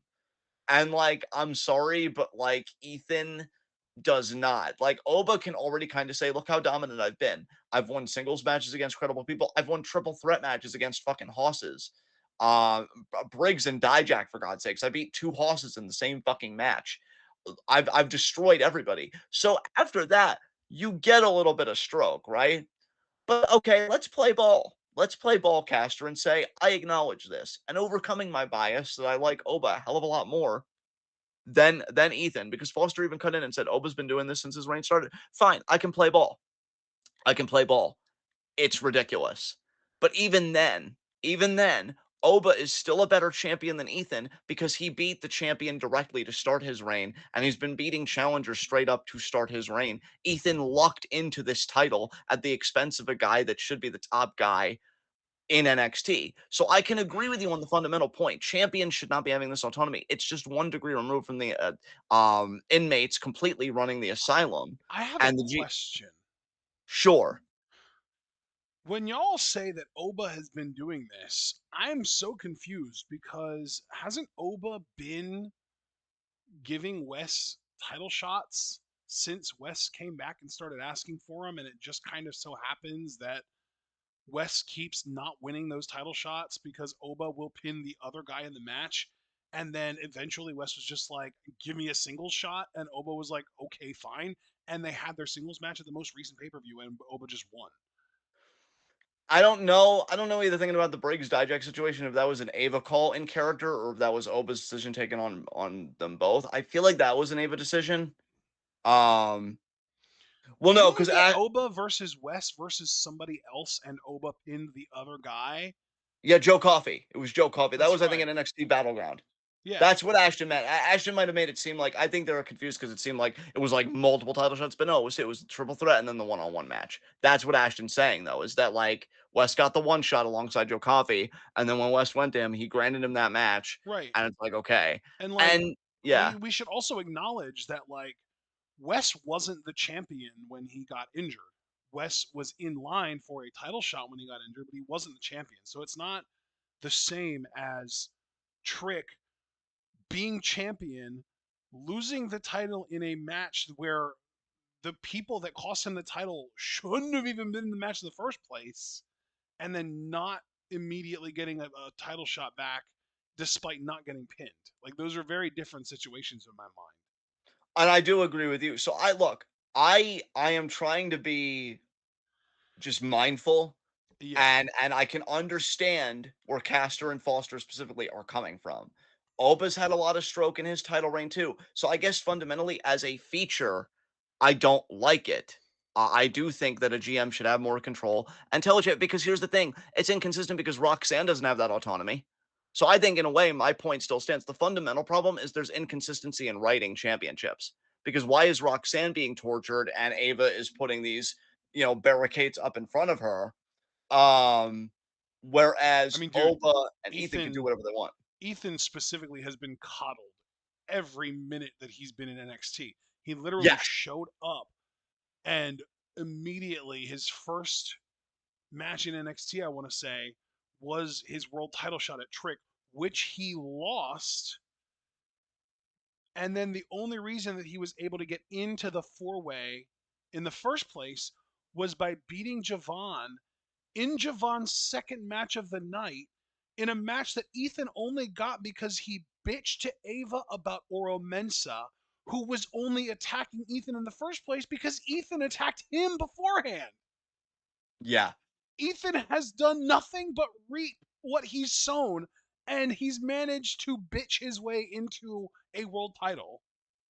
Yeah. No, and that's just it. I think having this discussion with everybody, which has given me pause and has given me a lot to think about, has just made me realize fundamentally I don't like the writing of champions.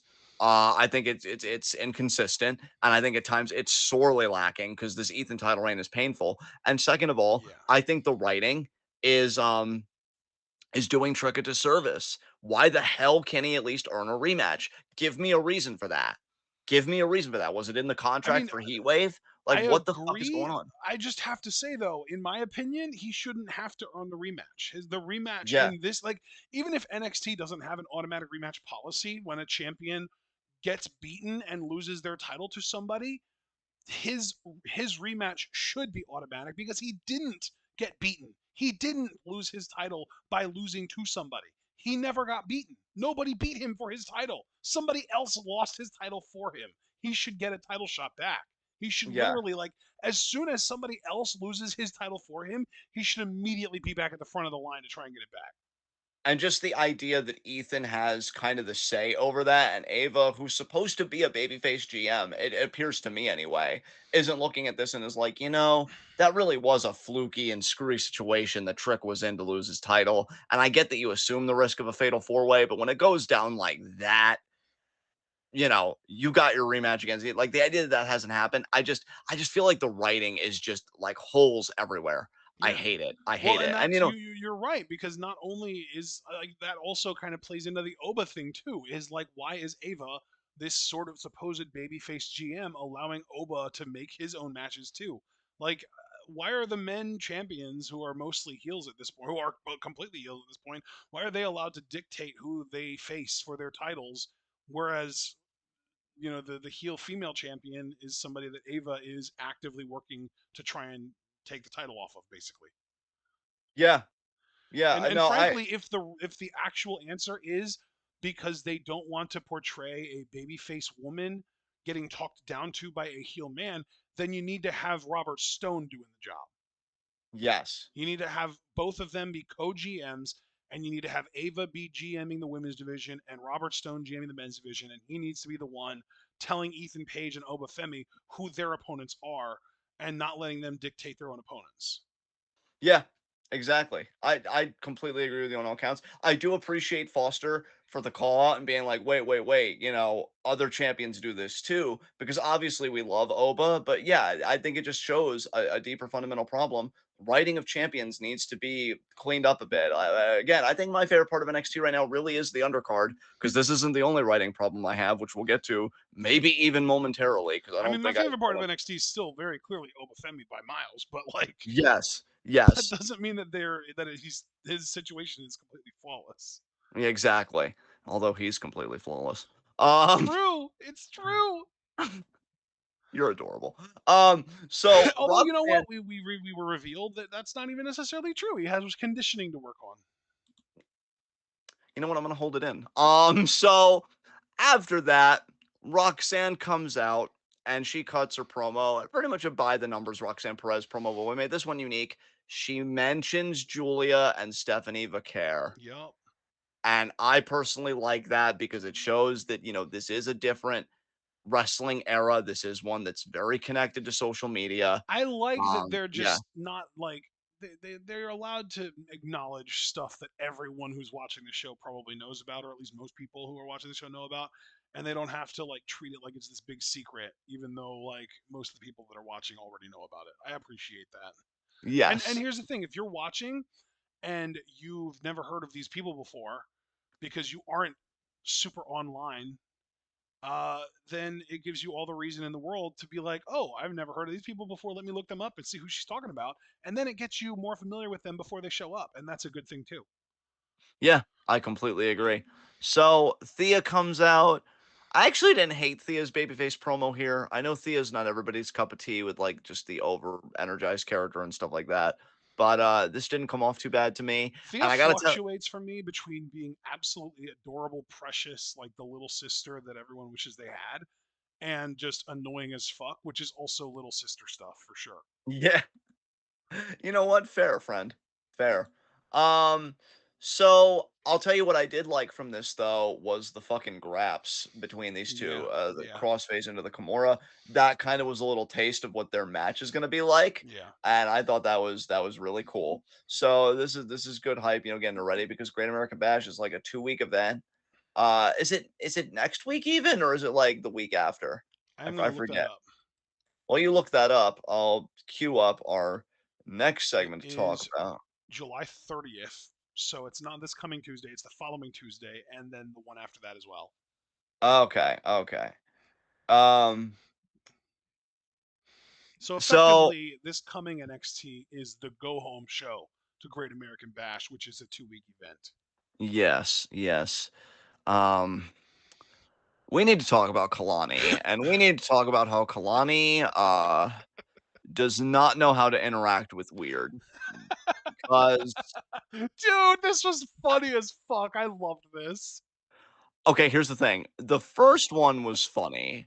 The second one wasn't even bad. It was worrying for her. We'll get to that. A hundred Um, percent worrying for her, but it was funny even prior to that to me. Just the way that she's like all like innocent, and like you can tell that what she's saying is actually toxic, but she's saying it with this sweet, charming, cheery voice of like, "We're too old to be playing with dolls." It's like, girl, don't. You are gonna be in so much trouble. Dude, when she told that to Tatum, I literally said in the Discord, "Kalani, oh honey, no," Yeah, yeah, because I knew, exactly. because I And knew then you I'm see like, yeah, she puts away the Izzy Dame doll and gets the Kalani doll. Oh yeah, Kalani, why'd you have to do that, girl? Like, God. just why? Like, no. See, that one fan was right. It's not just Drew. It's Sammy. It's Kalani. All you motherfuckers have to do is leave. Why are you engaging such a way? Like, what are you doing? Anyway, fuck. So yeah, we see the first time tonight. Like Wendy Chu kind of walks up to her and stares at her, and then she leaves, and Kalani's just like, that was weird. You fucking think? Like, what are you doing? Like, what are you? Dude, Kalani's obliviousness is gonna end up popping me every week, I I don't blame you. I'm concerned for her, but I don't blame you. Um. think. Nice. So yeah, not as nice as your face though. Oh my Um, goodness. Ashton's like, I am just getting all the affection tonight, and I'm not complaining. Correct. So Lola got interviewed by Kelly Kincaid. It was fine. Lola. Relax. I won't. Fuck. I can't even say that to you when I popped mid scolding. Fuck. You can do what you want. I don't care. Play in traffic. Nice. Oh yeah, it That's was a a simple dub. thing. It was oh my god. It was just to set up Lola versus I think Fallon because they're mean girls and they complain about opportunities rather than just I don't know doing anything. This faction kind of sucks. Uh, Yes. let's go backstage and be mean to people. That'll get Ava's attention. I mean, maybe they're right though, because I mean, in this fucking brand, champions can do whatever they want. So if they bully the champion, you know what? I'm so angry. I could just give you a title shot. Oh, oh, Okay. We I take mean, those. far be it from me to stop you. Yeah, I'll show you. I'm gonna defend this title to show you real good. Oh no, please don't, please. Whatever shall I do with my new title shot? Oh no. So God damn it. Oh, you you got me. love me, You got me. yes. Yep. Um, Fuck. so it's time for people are gonna start to leave. Um, You say that as if they haven't been. actually, we're up to 8 viewers now, which I think one person joined. They're like, "Ooh, people being weird into their mics." Shenanigans are a money draw, baby. Hell yeah. I could get really weird if y'all want. But no, I won't do that. Ooh. Not yet. But yeah, Why? no. Javon, 'cause I haven't set up the OnlyFans yet. Why Javon, not? because nobody wants to see that. It's hard disagree there, pal. So Javon Evans comes out to face. Well, I was gonna do some kind of probably insensitive name to him because I hope in real life he's a good dude. I just don't fucking know anymore. Who? Brooks Jensen. Oh Brooks Jensen. God. Yeah, this is I'm Um really glad Javon won, but oof. Yeah, and apparently Brooks Jensen's guru is Ty Dillybar, and I call him that Ugh. because we had a motion in the Discord that we're not going to call him by his actual name because we already have a Sean and he's perfect and I love him. So I'm I not going to thought we agreed associate. to Ty Spears though. Ty Spears is also fine. We can alternate. Look, it's him. Have you seen his head shape? It doesn't fucking matter. It's a light He bulb. I want to. fucking Yeah, wishes he was him. yeah, exactly. Exactly. Foster said, from everything I've heard, Brooks is a solid dude IRL. I'm gonna believe you, Foster, because the idea of your face giving me false information destroys me in a way that I can't even articulate to No. you. So yeah, Ty Spears, because again, we already have a Sean and he's perfect. And I wish he was on this fucking show, because unlike Ty Spears, I would have done the Kirby Freeman special pop. I just Yeah. God, I can't get fucking enough of that ever. It's just my forever thing. We So love that though for you and for all of us as well. I still can't get over that he called Komomo a munchkin and he wanted to put her in his pocket. Oh God. Amazing. Amazing. Also, fucking Chica and Julia, that interaction was so wholesome. I'm still kind of melting over it, low key. Dude, But yeah, Julia always comes off as so socially awkward to me. It's so relatable. I feel like she loves deeply and she doesn't know what to do. That's my headcanon. That's a very interesting headcanon. These women are working so hard and I respect them so much, but I've got to be that stoic locker room leader. Julia-san, hug! Oh my god, too precious. Bro, what do I do? What do I do? We know, Julia. We know. We No, see you, baby girl. I'll tell you, Javon is immensely talented, and I believe it was Sean, the superior Sean, the only Sean, because fuck you, Spears. Only Sean's? Okay, I got far more excited for that than I should have. So, Sean, if you're listening to this, listen to me. Listen to me. I receive a check fucking monthly, and whatever price you're putting on that, first of all, probably not high enough. And second of all, who needs to fucking eat? I will pay it. So there you go. But I believe it was Sean in his infinite perfection that said, well, you know, John, when I was distressed, thinking, well, what does Javon do now? He's surrounded by white mediocrity that's usurping him. And then Sean, in all of his guidance, said, John, did you think maybe he would be the one to take out Obafemi? And at first I thought, Sean, that's insane. What are you saying? And then I saw Your this. tone, oh my god, the impeccability. And then I saw this. And I saw him beat Brooks Jensen. And I said to myself, Sean, I believe. And I see it. I think Javon and Oba could fucking forget cooking, okay? Forget the Tyson grill or whatever the fuck it's called. It's not Dyson, that's vacuum. So it is Tyson grill. You know, this would feed families. This would do what billionaires Do you wouldn't mean a do. Foreman grill, bruh? You know what? You're so right. But we Wrong know Tyson. boxer. I know. I that's know. that's adorable. I guess in this case I should have kept an ear out, but given that it is Tyson, I'm glad I didn't. Tyson But is a chicken brand, I know that. yeah, with way too many hormones. But I know that Oba and Javon could do the one thing that no billionaire on this earth has the balls to do, and that's end world hunger. Because this match, Jesus fucking Christ. So I believe in it. And not only do I believe in it, I'm demanding it. And if it's not given to me, well, then I invoke the right to say that my face is in the right and that they're in the wrong. And I dare anybody to testify, specifically against me. Good luck with that. So, yeah, great job to Javon. Jensen, fuck off. I tried to root for you, and that was my mistake. I'll just put that right on the fucking Dude, we pile. have we have messages from you as recently as like March of this year, I think, of you talking about how much you like Jensen. Yes, yes, and I've owned that, and I've owned that when Foster called me out on it. Oh, didn't you like Jensen? And I said, oh, I hate the writing. So that's kind of the defense that I'm hiding behind now. Oh Is yeah, that no, this to be writing? clear, I'm not trying to like call you out or like try and like get like a gotcha on you or anything. I'm just saying like this is how quickly it can go wrong. Yeah, yeah, absolutely. So, thank you, Hickenbottom. I'll use my eyes because clearly you're not using yours to steer us in the right direction, and we're just gonna put Jensen away for a little bit. And as far as Briggs, I don't even know anymore. So yeah, y'all kind of fell apart when you left each other. That's kind of a funny thing. But yeah, so That is Jensen kind of though, a and funny thing. Huh, yeah, it is. how Yeah, it about that? is. You know what isn't funny though? Your My face, face? because it's beautiful. That's right. That's right. That's right. Good. We're all good. We're all getting the right answers. So yeah, to put a neat little bow on this, they're actually leaving the arena at the end of the show while much cooler things are happening that I wish we were paying attention to.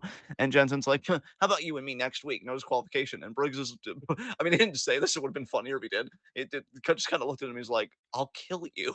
Like this already happened.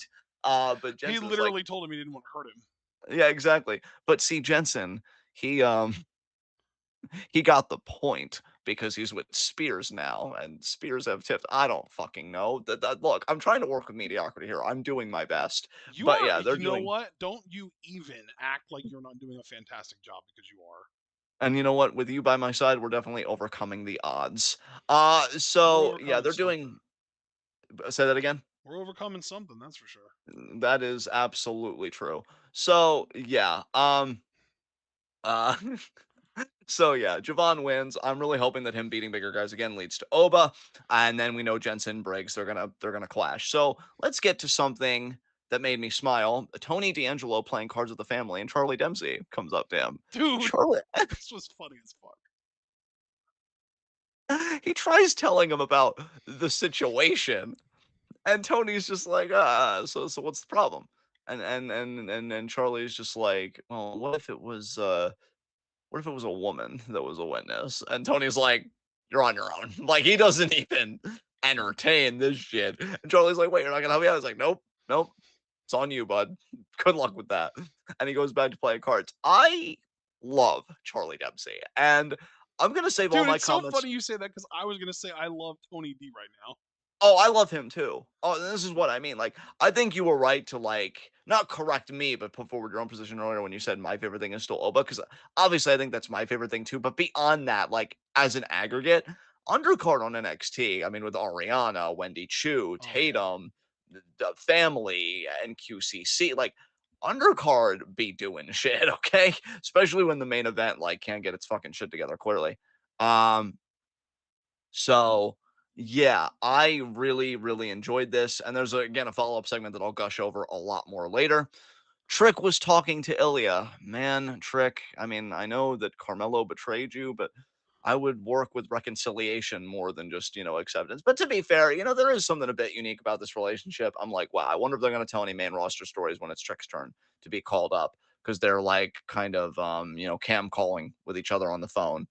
And so, Ilya has nothing really to offer Trick. Says, I had to find something else, getting called up like that was a way to focus my energy because it was new challenges.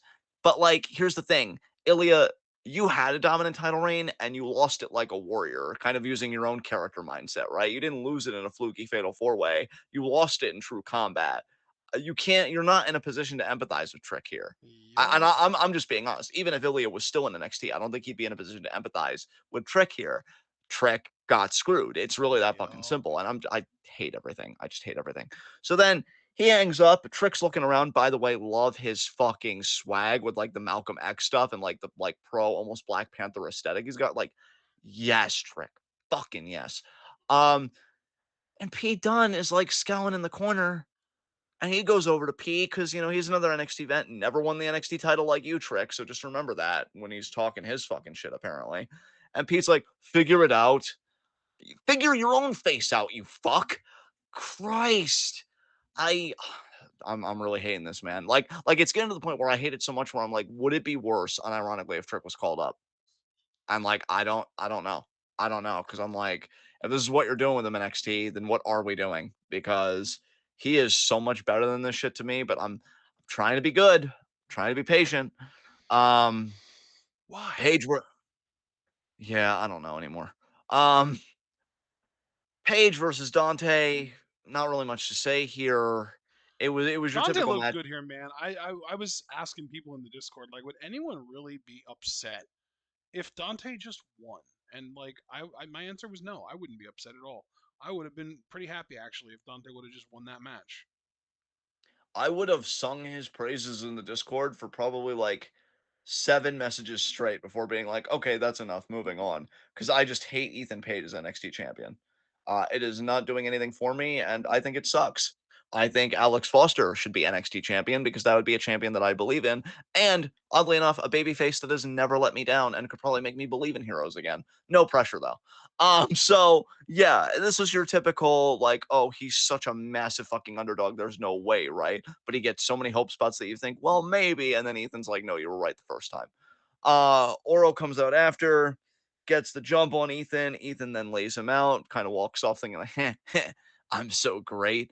But then Oro recovers, gets him back in the ring, hits almost like a falling wheel kick in the corner type thing, and pins Ethan for a 3 count, does a simulated count. I thought that was a nice spot. Yeah. And so that's like Oro being like, see, I can beat you. And then Ethan later trying to be a good heel, but like it just, I don't know.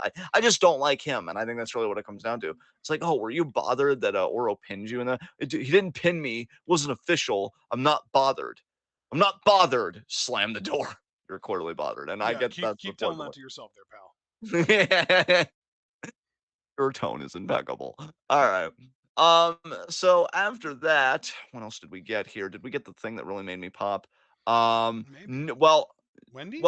it did, but no, because I'm thinking of Ren's segment, which we'll get to. This was Tatum Nice. versus Izzy. I want you to talk about this because I know you're a fan of both women. What do you think about this?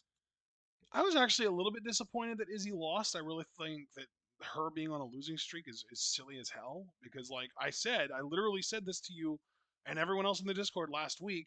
Izzy to me reminds me a lot of pre Goth Rhea Ripley. And like when you have a prospect of that quality, you should be like I don't know, grooming them to be the next fucking star of your whole company, basically. But they're like, no, no, no, no. She can eat losses for now because these other women need it, I guess. And I'm just like baffled by it. But yeah, she lost to Tatum, and I like Tatum, and it was cool to get to see Tatum use her move on someone the size of Izzy. But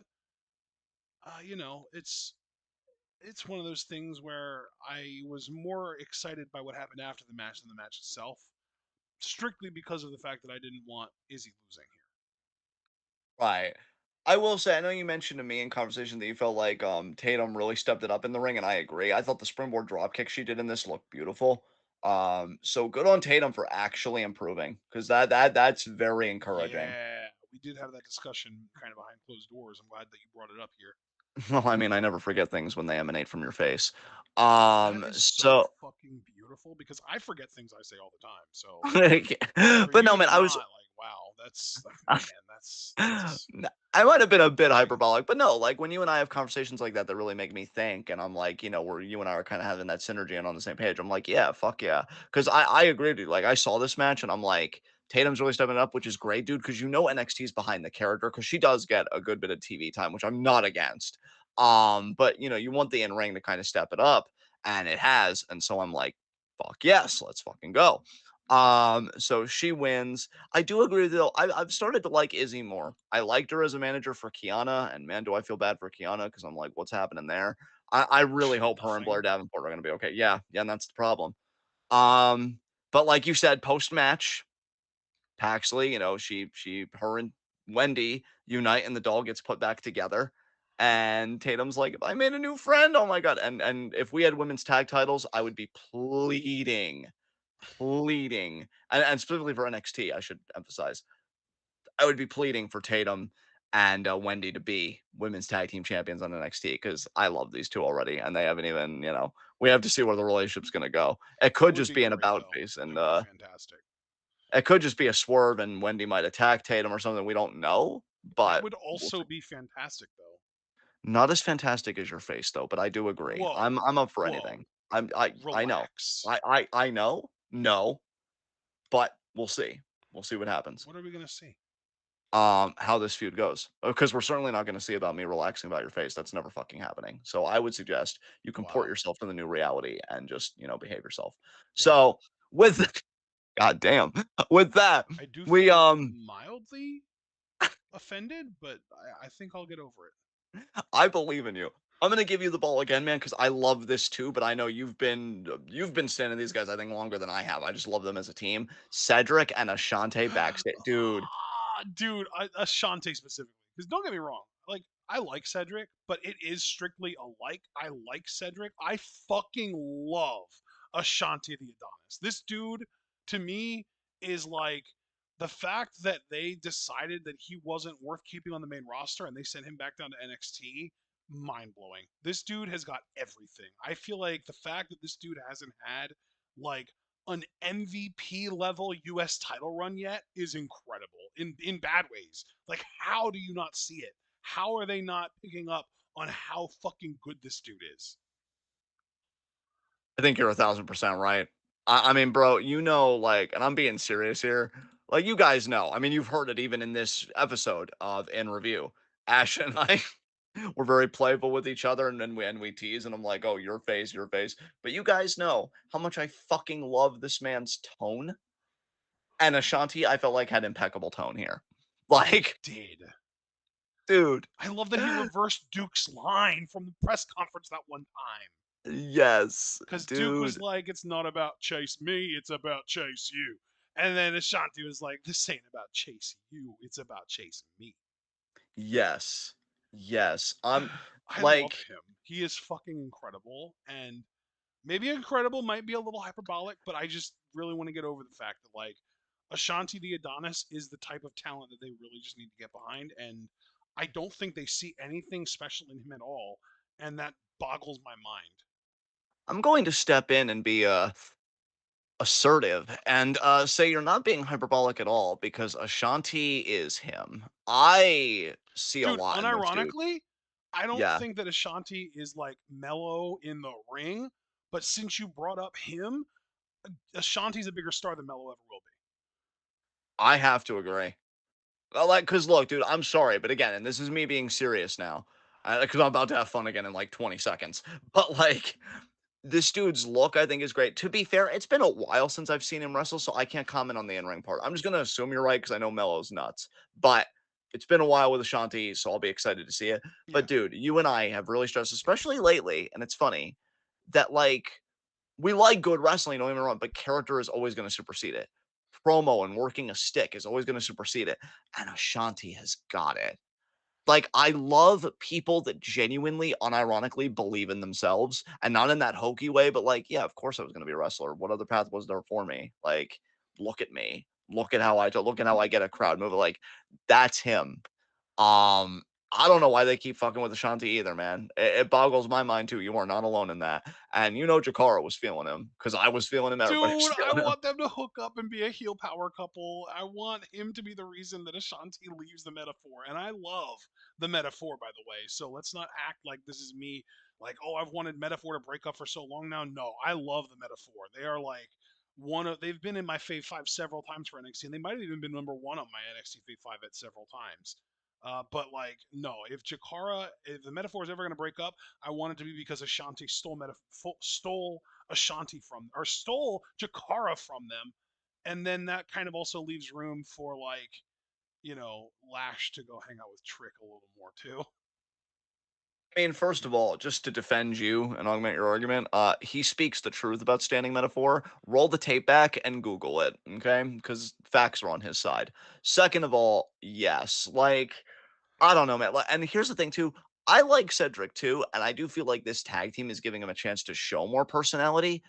But Ashanti's always been showing personality. Like, let's be real.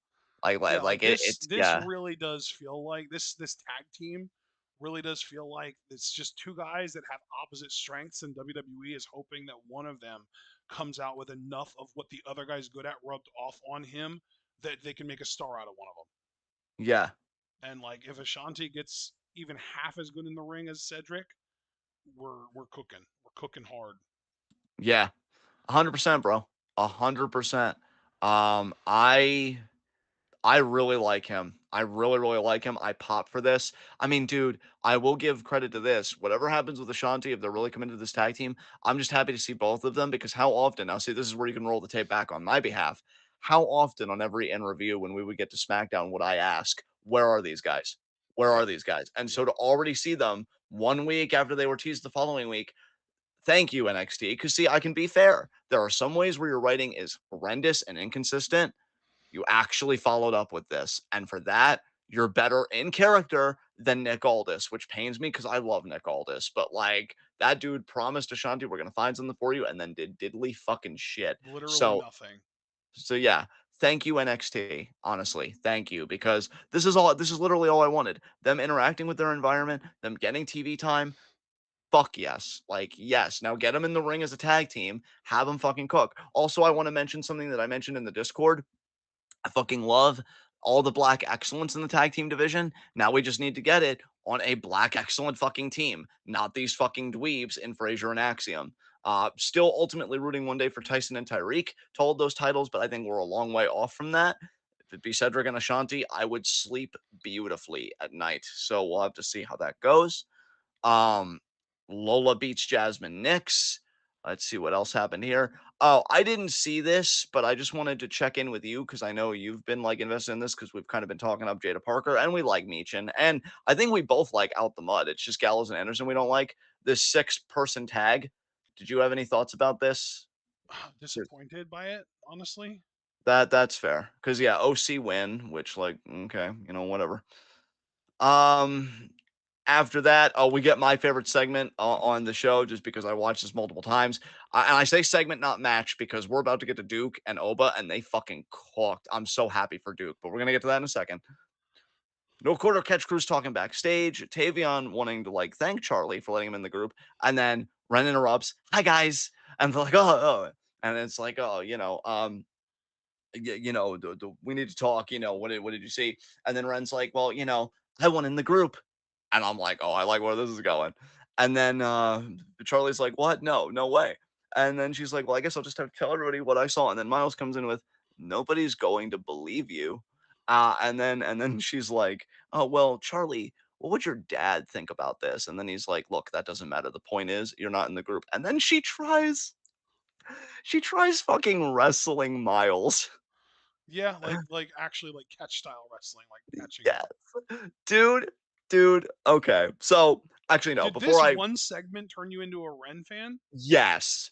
That's Yes. amazing. Yes. Because before I even go off, "Hey, Hazardous, look at that." He's all the way in fucking France. I'm guessing good morning to you, friend. I'm thinking that's right. But yeah, DBK, where are you at? Let's fucking get this going. But she says, "Well, no matter, I'm gonna wrestle my way into your cold black heart and into the group." And I'm like, "Oh my god, where have you been hiding this personality, you adorable fucking angel? What?" I love this. Legitimately, guys, because you know when I love something, I go to bat hard and I get very enthused, which I'm hoping is endearing, but the jury's still out. It's I've watched endearing in my opinion. How much that counts, I don't know. well, it's the only one, so clearly it's endearing then. So yes, I Nice. watched this maybe 10 times even. I'm not even being hyperbolic. I watched this multiple times because I was smiling like a doofus. Like I was like, this is what she needed. And I love look, dude, I think comedy in wrestling is starting to figure me out. Because I love people that aren't comedic in the ring, but can be comedic outside of it. See, it's not that I'm anti comedy. I just hate comedy in the ring within reason. And I think even then there are exceptions. Yano. Yeah, exactly. Yano was an exception, but I'll be honest with you, man, even that if I was watching Yano match today, I'd be like, okay, because like every shtick gets used up, right? That's the thing about comedy. A joke can pop you one time. You can even do one of those jokes where you do it over and over and it circles back around to being funny, but sooner or later it just gets used up completely. And like that's kind of my problem.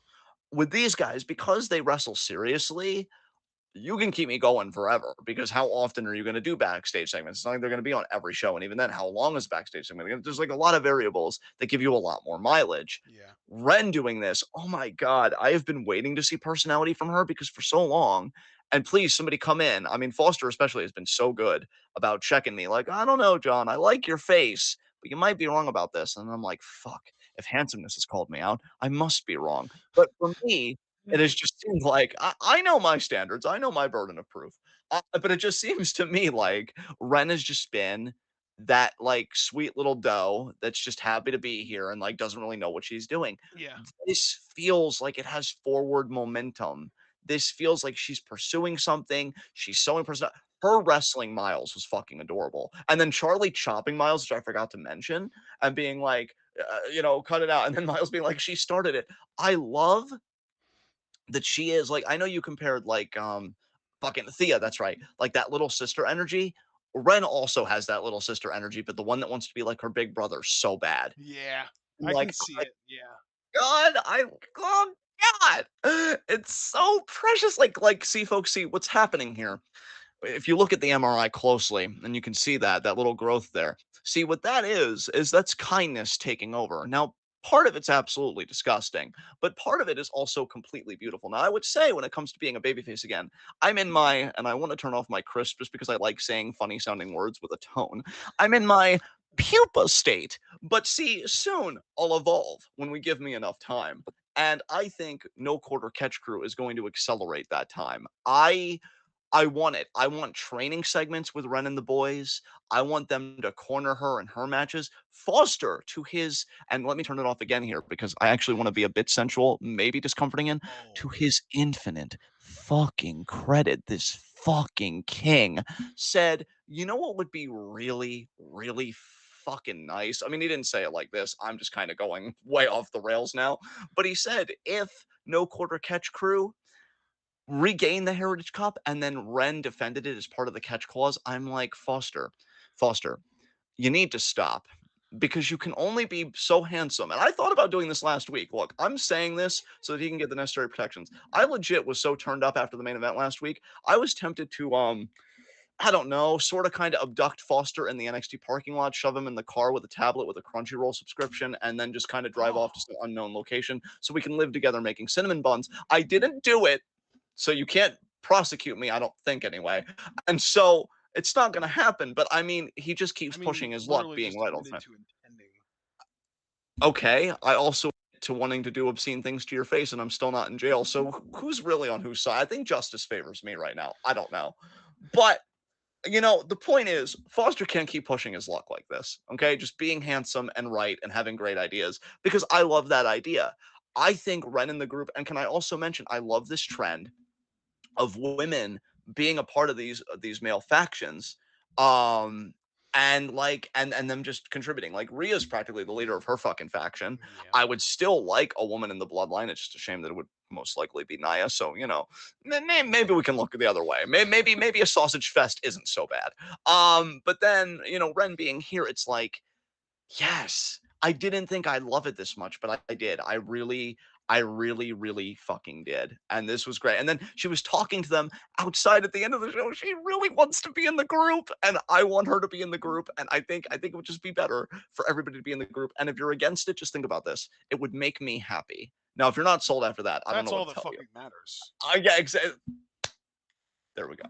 So yeah, I mean, in all seriousness, man, to put a fine point on it, because I want to give you the ball to talk about the main event first, because I know you've supported Duke in the past, and of course, we both fucking love Oba, and this fucking ate, and I feel like you could do it justice. But just my last point on this segment, really excited about this. Love No Quarter Catch Crew, and I'll repeat what I said in the Discord right now because wrestling is in such a weird state. Like I'm meh on the bloodline. Wyatt Six could do it, but I really want to think about it. Like I think I even said it's actually no.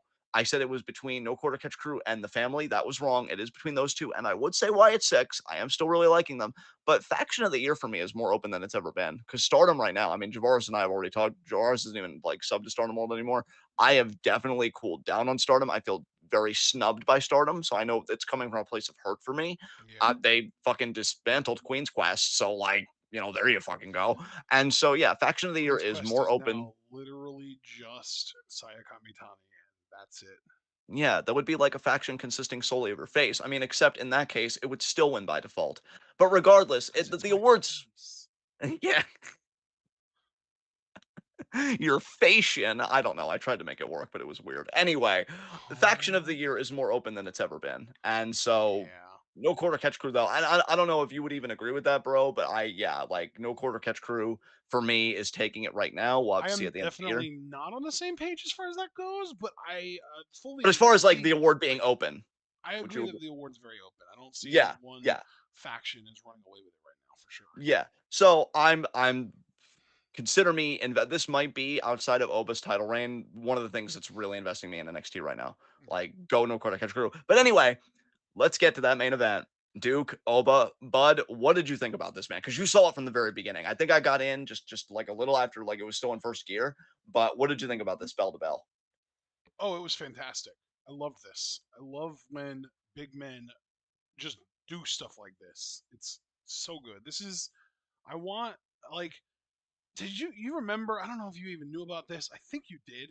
Do you remember there was like an era when Progress had what they called the Atlas Championship? Yes. Yeah, I vaguely remember it, but I do remember that. We need something like that in one of the more mainstream U.S. promotions where it's just horses fighting each other. I feel like Yeah. that could have worked really well in WWE maybe like 4 or 5 years ago, like 2019, 2020ish. But like I don't know if they really have enough right now. Cause like there was a Yeah. point in WWE where they had like Dijak and Keith Lee and fucking Bronson Reed and Gunther was waiting in the wings as Walter. Like they had a stacked roster of hosses. And there was even a point in time that I would have said that about AEW, but AEW is just so uninteresting to me that I'm sure it would get booked like shit anyway. So I don't know, man. It's a tough one for sure. Let me, because I want to keep the ball in your court, because I could use a little bit. I know I've been talking a lot this in review. Do you feel like this match did a lot for Duke's stock? Because I feel like he was kind of cooled down a bit. I feel like this heated him way the fuck up, though. This was so good. It's The work. hard to say. Yeah. And the reason that I say that it's hard to say is just because like you never really know like what's going to happen with somebody um when they lose a title shot that felt kind of out of the blue in the first place. Yeah. Like this title shot for Duke felt a little random to me at least. Yeah, of course. It felt Yeah. kind of like, you know, like I said, kind of out of the blue. It felt a little like, whoa, where did this come from?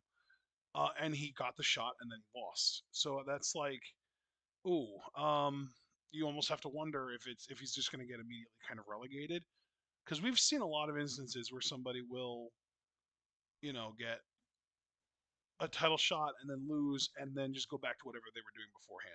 And that's, I mean, yeah, it's a little disappointing when that happens, but it's also common. It's not something that's a rare thing. It's just, it happens a lot. So it wouldn't be surprising if it happened here too. Yeah. Yeah. But when you ask me if his stock rose, I mean, again, it's kind of hard to say. I just kind of feel like if it's up to NXT to decide that, because if they want to keep him hot and they want to, kind of ride this momentum and be like, Duke, because of your performance here, we're going to give you an opportunity to, be in a match that will determine maybe you can be in a contendership match for the world title now or something, or maybe it'll catapult him and Ridge into tag title contendership. That would be the ideal for me, I think. Yeah. Dude, I only asked you that because, like, again, first of all, I thought the match was fantastic. Yeah. Second of all, Duke sold the loss so well that I'm like, is this dude starting to get tired? Like, not even in a heelish way, right? Not everything has to be, and I can't believe I'm saying this of all people. Not everything has to be a villain origin story. I know, That's because fantastic. I'm Mr. Betrayal over here. But like, no, Betrayal. I think there would be something really really meaningful if it wasn't even like beating the shit out of Andre because and I can't believe I'm saying this either. There comes a point where just being a dick is just kind of the lazy route. As much as it pops me, right? We are in an age where there is better, writing, cinematography, and now, like you said it earlier in the show, it raises our bar. And so raising my bar, I'm looking at Duke selling that loss and I'm thinking, what if this guy is still bleeding Chase U but it's starting to not be enough for him. Like, because it's cool being the MVP of a university, let's be honest, doesn't really exist. Like, it exists, but it doesn't, right? You want championships. Those are the realest thing in a wrestling company for a character. Championships. You came close to one, closer than most, couldn't get it done. And so if I'm Duke, I'm both reminded of who the hell I am, but also reminded of how far I still have to go. And I'm wondering if Chase U can even still service me that way anymore. And so again, I'm not asking for a heel turn. I'm asking for something more existential, to put at least one word to it. I'm asking for some introspection for Duke to really think about that loss and be like, I don't know. Can Chase U even still help me? Am I stuck? Have I learned all I can here? Um, because man, I mean, that was a really competitive match. And as a character, I wouldn't blame Duke for just being like, Mr. Chase, thank you, but that hurt too much. I can't. I got to do something different. I got to do something different. Oba, on the other hand, again, I've already said earlier in the review, I think Sean was on the money because, of course, he was. I would love to see a collision course between him and Javon eventually. I think that match would be so fucking good. I don't know what he does in the interim because I don't think he should do Javon right Bro, away. I'd be worried about Javon. I'd be like, bro, Javon, please just survive. Yeah, yeah. Um, Yeah, I really like what's happening here. I love Oba. Foster said he wouldn't mind if Duke beat Oba down the line. I wouldn't mind a rematch either, Foster, because he really did seem to come close. And dude, that one spot of Duke's that will always pop me because I know it's been a part of his arsenal for a long time. That slingshot where he just grabs the dude and like immediately Germans him in one fluid motion. God, that's so good. Like, there's so much that Duke does. I feel like I guess the reason why I asked you about his stock is because I can understand with a gimmick like this if people forget how good Duke is in the ring because you're gonna show it, but you're gonna show it in a very different way with a gimmick like this. Yeah. But I feel like this dude was like, "Oh, you mean I can like work? Cool," and like he did, and it was fucking great. Um, so yeah, man, this is a great way to punctuate. Well, this didn't punctuate NXT technically because it was still like the bad, the parking lot segment with Briggs and Jensen, and it's like, oh, cool. So they're doing that next week. So then we move on to SmackDown, which I didn't watch, but I could probably still lend my opinions because God knows I'm never short of those on this stuff. And hopefully we could skip through a lot because we start with Cody. Ew, ew, ew. Then we do Andrade versus Carmelo. So let me just ask you, since I didn't get to watch this, and I saw that Andrade was pretty high in the trends. I'm guessing this match cooked, right? Is that what happened? Yeah, this is a really fun match. Good, good. It'd be even better, and I'm not even trying to take a shit. I'm just being sincere. It'd be better if Andrade got like an actual story, and also potentially, and I know it's asking a lot. I really do think he needs somebody to talk for him because in that Money in the Bank lead up, when he got a little bit of mic time, it's not that he was bad, but like even I couldn't necessarily understand everything he was trying to say. I'm telling you, man, if you got somebody to talk for that fucking dude, he looks the part, he wrestles the part, he's great. He's so fucking great. Yeah, I was even thinking I this too when I no, was, dude. Here's the thing. yeah, I agree. I think yeah, Triple H.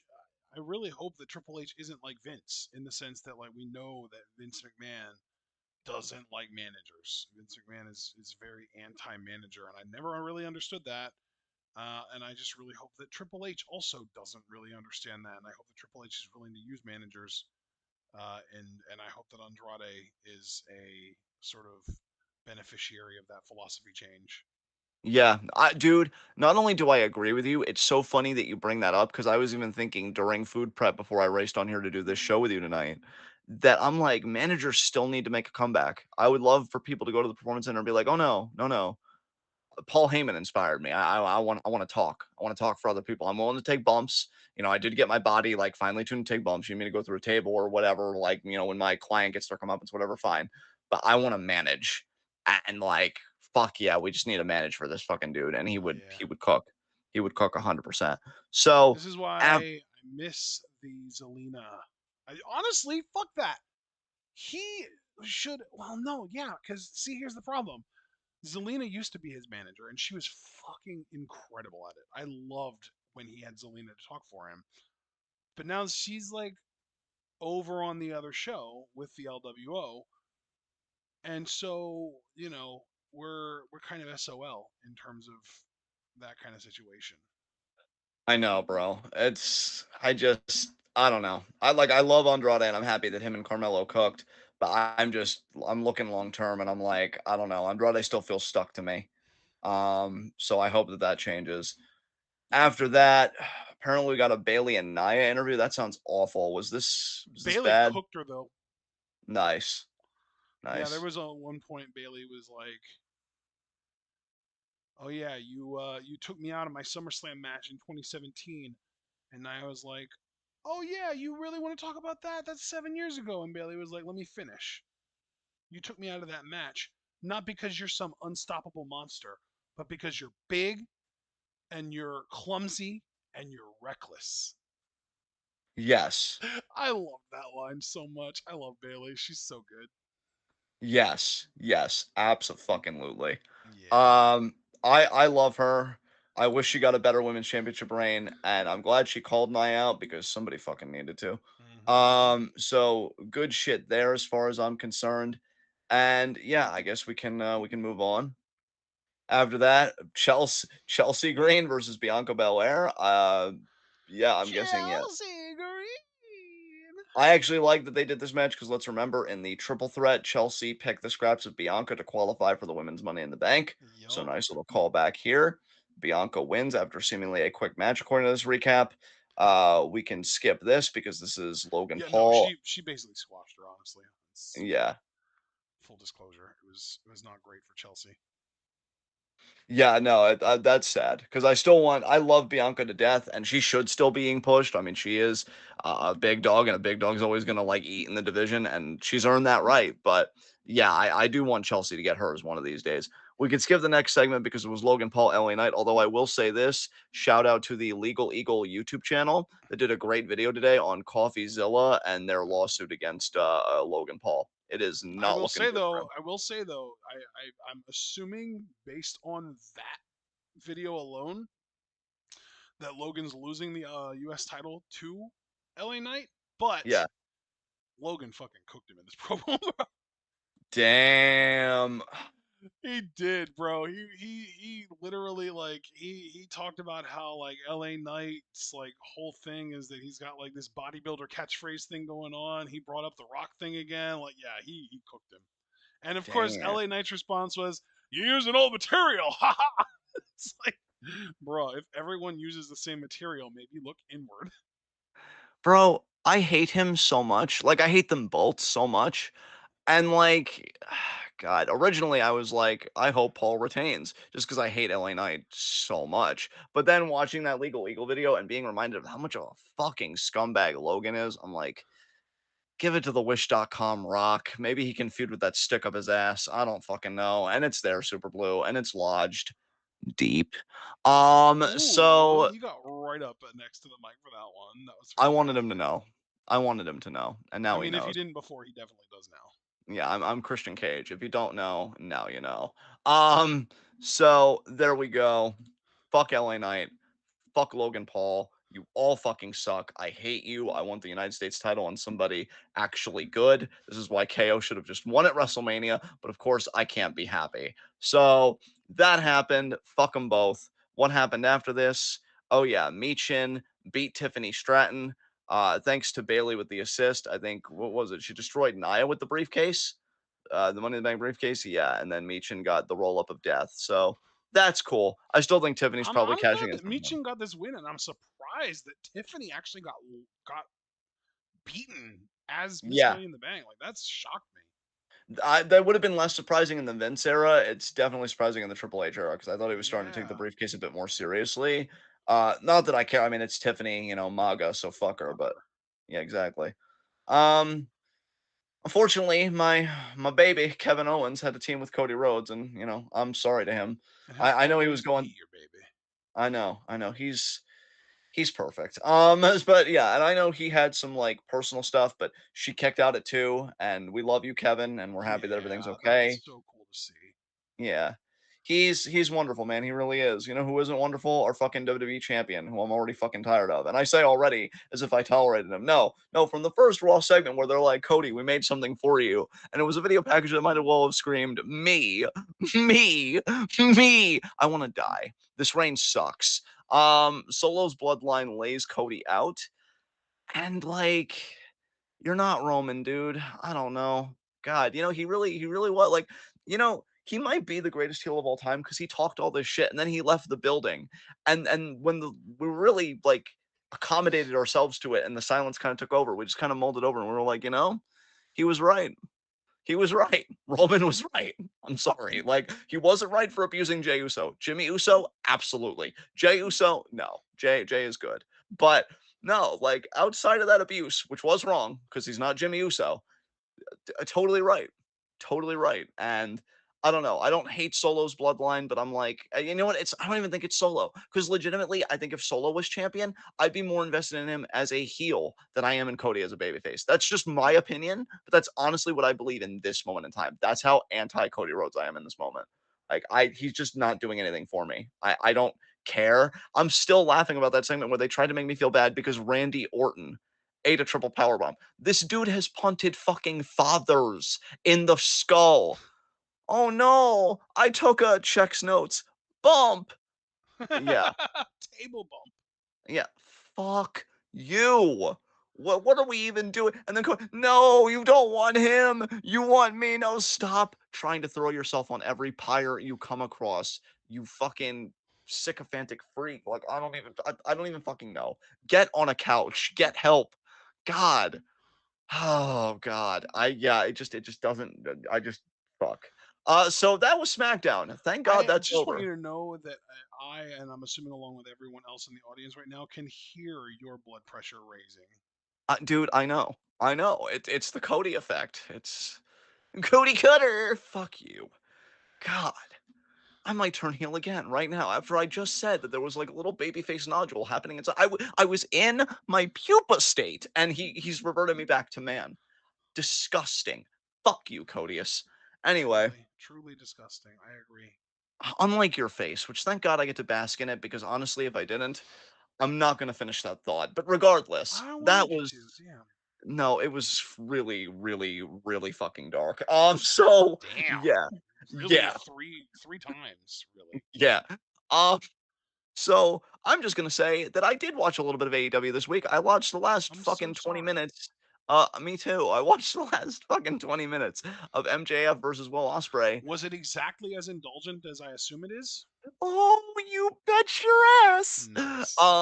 Yeah, and everybody was like, "This could be match of the year. This is the best AEW match ever." And I'm like, And I then want to Page go. Match proceeds to ban users who rate it lowly. Yeah, I want to. Did you know about that? That's a real I thing. didn't. Wow, wow. I wasn't gonna say this before because I'm like, John, who are you to talk? Have you really taken stock of your life? And the answer to that is yes, to a painful degree. But I actually want to go outside and rip the blades of grass from the ground and bring the grass into their homes because I don't want them to have to expend the effort to go outside to touch it. I will bring the grass to you to touch. I just need you to simmer the fuck down. That is what I need you to do. And oh, match of the year. Relax. Relax. Relax. Because you know what this was?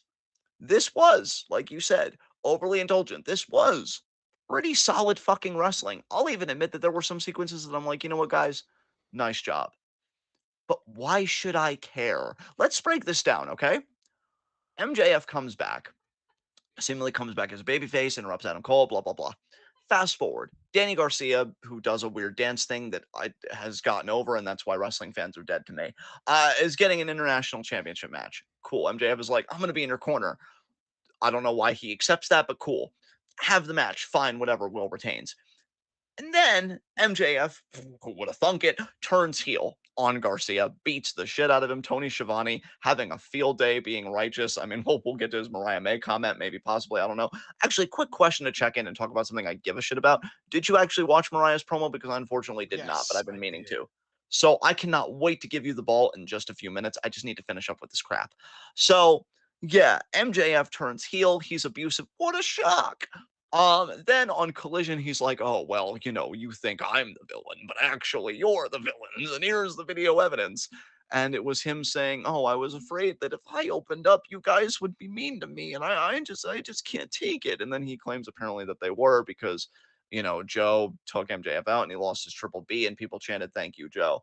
So wow, let's just check in there with old Maxi Poo. You being a good person contingent on the responses of other people means that you were never a good person to begin with.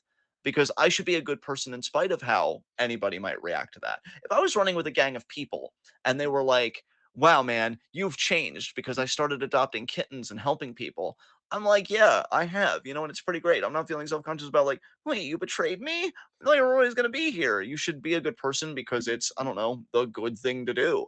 But if you were thinking, like, well, finally, I'll get the love and attention that daddy never gave me. I don't want to be that guy because I know there are people with genuine problems, but I'm saying it to you, not to them. You probably never deserved daddy's love in the first place. Daddy must have known Oh something my that he was god. like, I'm Jesus withholding Christ. and I'm in the right because I think he always knew at bottom that you were just always a little shit. And yeah, fix your fucking self and stop putting it on everybody else, you toxic manipulative piece of shit.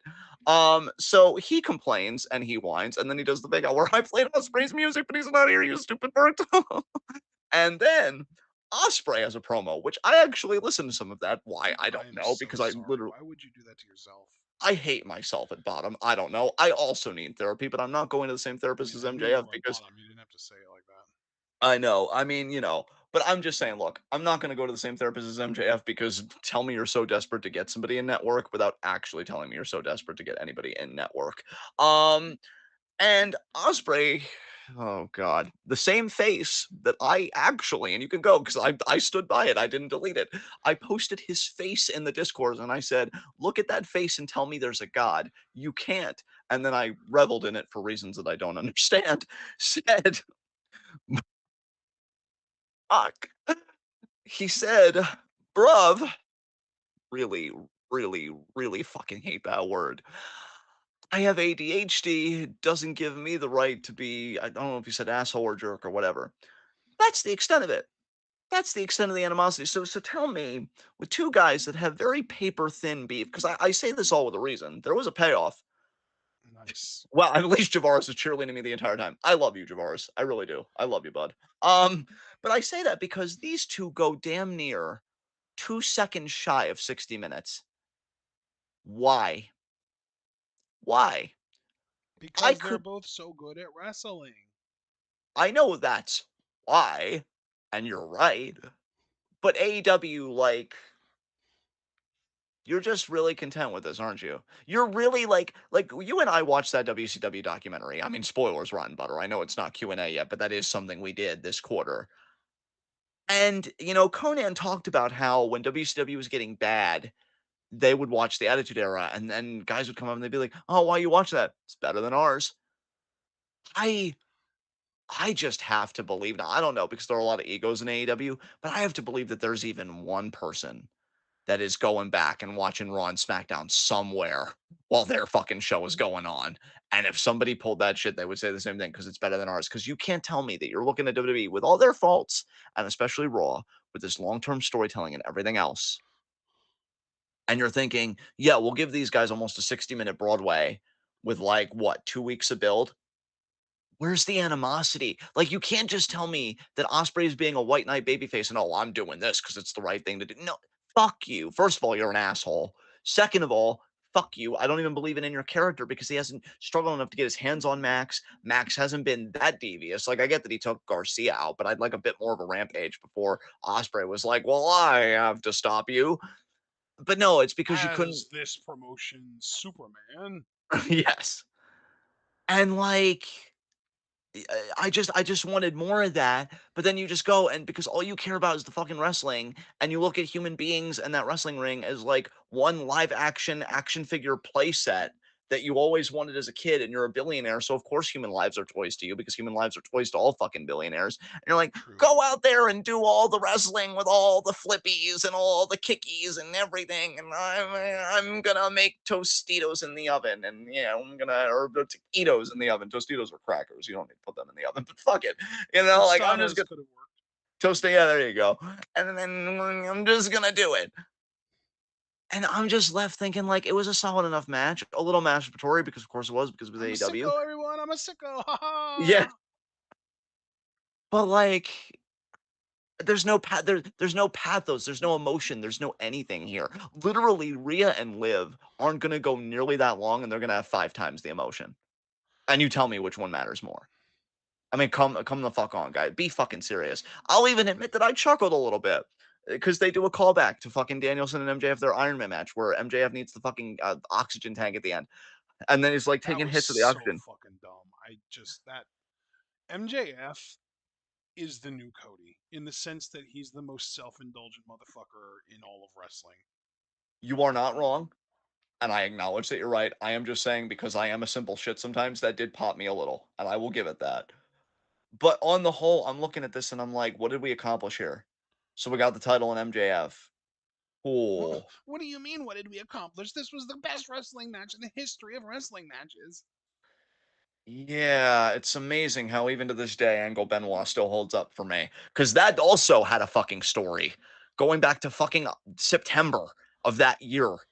And this got 2 fucking weeks. Jesus Christ. Like, just, no, I don't even know the answer to my questions. I don't even know why I'm asking rhetorically. I No, was I going to want to ask hear the it. I story. want to hear it. I want to hear it. Well, I was gonna ask, does story even matter? But of course it doesn't. It's never mattered to them. Like I know the answer to that question. It's never mattered to them. It didn't like that's why Brian Danielson, had a little slip there, won the Owen Hart Cup and not fucking Hangman Adam Page.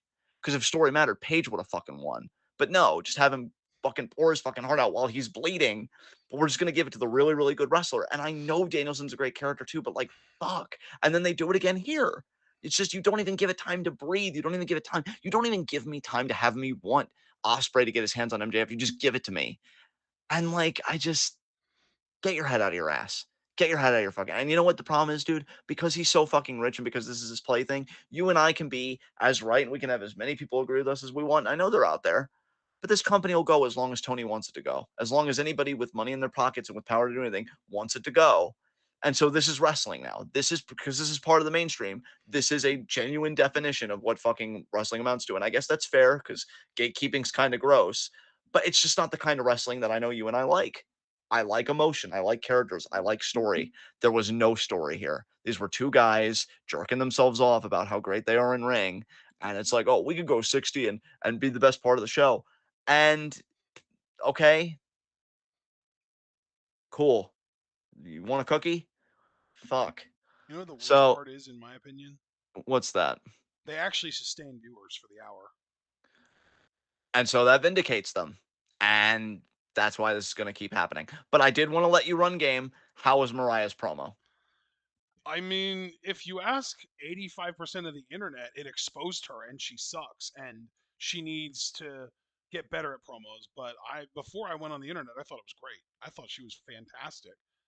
Because here's the thing, at least from my observation, just independently looking at the promo for what it was worth, I loved that she went out of her way to speak slowly and deliberately because Tony Storm is the literal opposite of that. Tony Storm speaks fast and frantically and a lot of the time nonsensically. And a lot of the time, I even have a hard time making sense of what Tony Storm is saying. Never going to make that mistake with Mariah May's promo on Wednesday.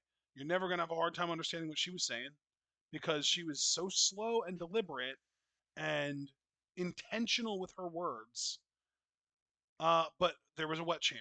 A what chant broke out because, of course, it did. Because she's a woman who got to speak and she wasn't making references to tits every 30 seconds like Tony Storm does. And so, yeah, of course, there were going to be what chants. And she didn't really do too much to combat them other than just kind of changing up the pacing of her promo, which I thought was a great way to do that. And it worked. You know, she managed to get people to chill out with the what chants, but they really wanted to what chant her. And when a crowd really wants to do certain things, sometimes you just can't stop them from doing it. You know. Um, but yeah, I thought the promo was great personally. That's just me though. Um, like I said, a lot of people online are like shitting on the promo because of how slow it was, without really seeing it the way that I do, which is that it was slow. Like it's not a bug, it's a feature. She spoke slowly because she is trying to kind of paint herself as a contrast to Tony Storm, whose promo style, like I said, is very fast, very erratic, very like reference a minute kind of thing. And I loved that about it. I thought that was fantastic. Um, but yeah, if you actually listen to what she said, it was there wasn't a ton of substance to it. It's not like she said anything groundbreaking or anything. It was just she just said, "How did you not see it coming?" I think everyone saw it coming except for Tony Storm. She's the only one that didn't see it coming, and you know from now on it's all about Mariah. That's pretty much the extent of the promo. It wasn't the content of the promo wasn't really anything to write home about. I thought her delivery was great though because of the fact that she slowed it down. Other people don't like the slow stuff, so yeah, that's how it is. Well, that's why I didn't consult the 85%. I consulted the face that was right. So there we go. That's nice of you to say. Did you watch anything else from AEW, or does one of us have a healthy Hell relationship with no. ourselves? Okay, thank God. One of us is healthy. That's good. So let us now open. Actually, no. Before we open the forum for questions, did you do any extracurriculars this week? Well, I mean, we already talked about Slammiversary. That's the extent of it. All right, fair enough. All right, opening the forum for questions, y'all. Let's go.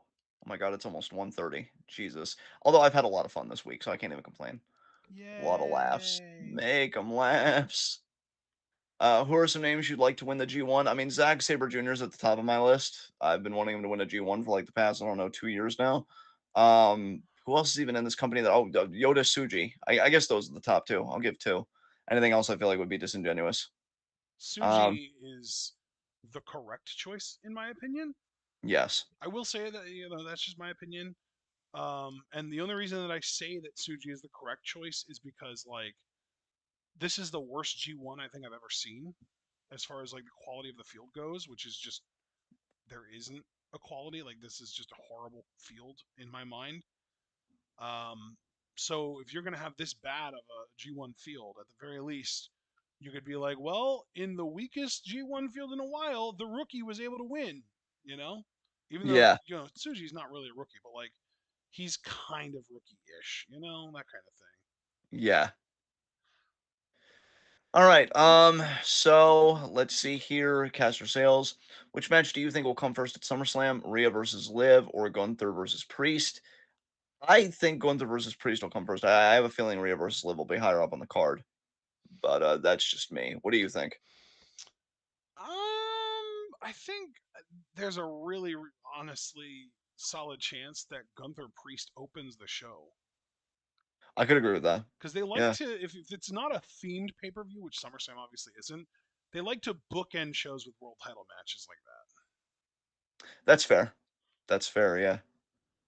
Alright, so after that, we got Javaris. Can you believe that in the year of our commie 2024, Ziggles is double world champion? No, I can't. It I can. hurts. Thanks. Well, he can.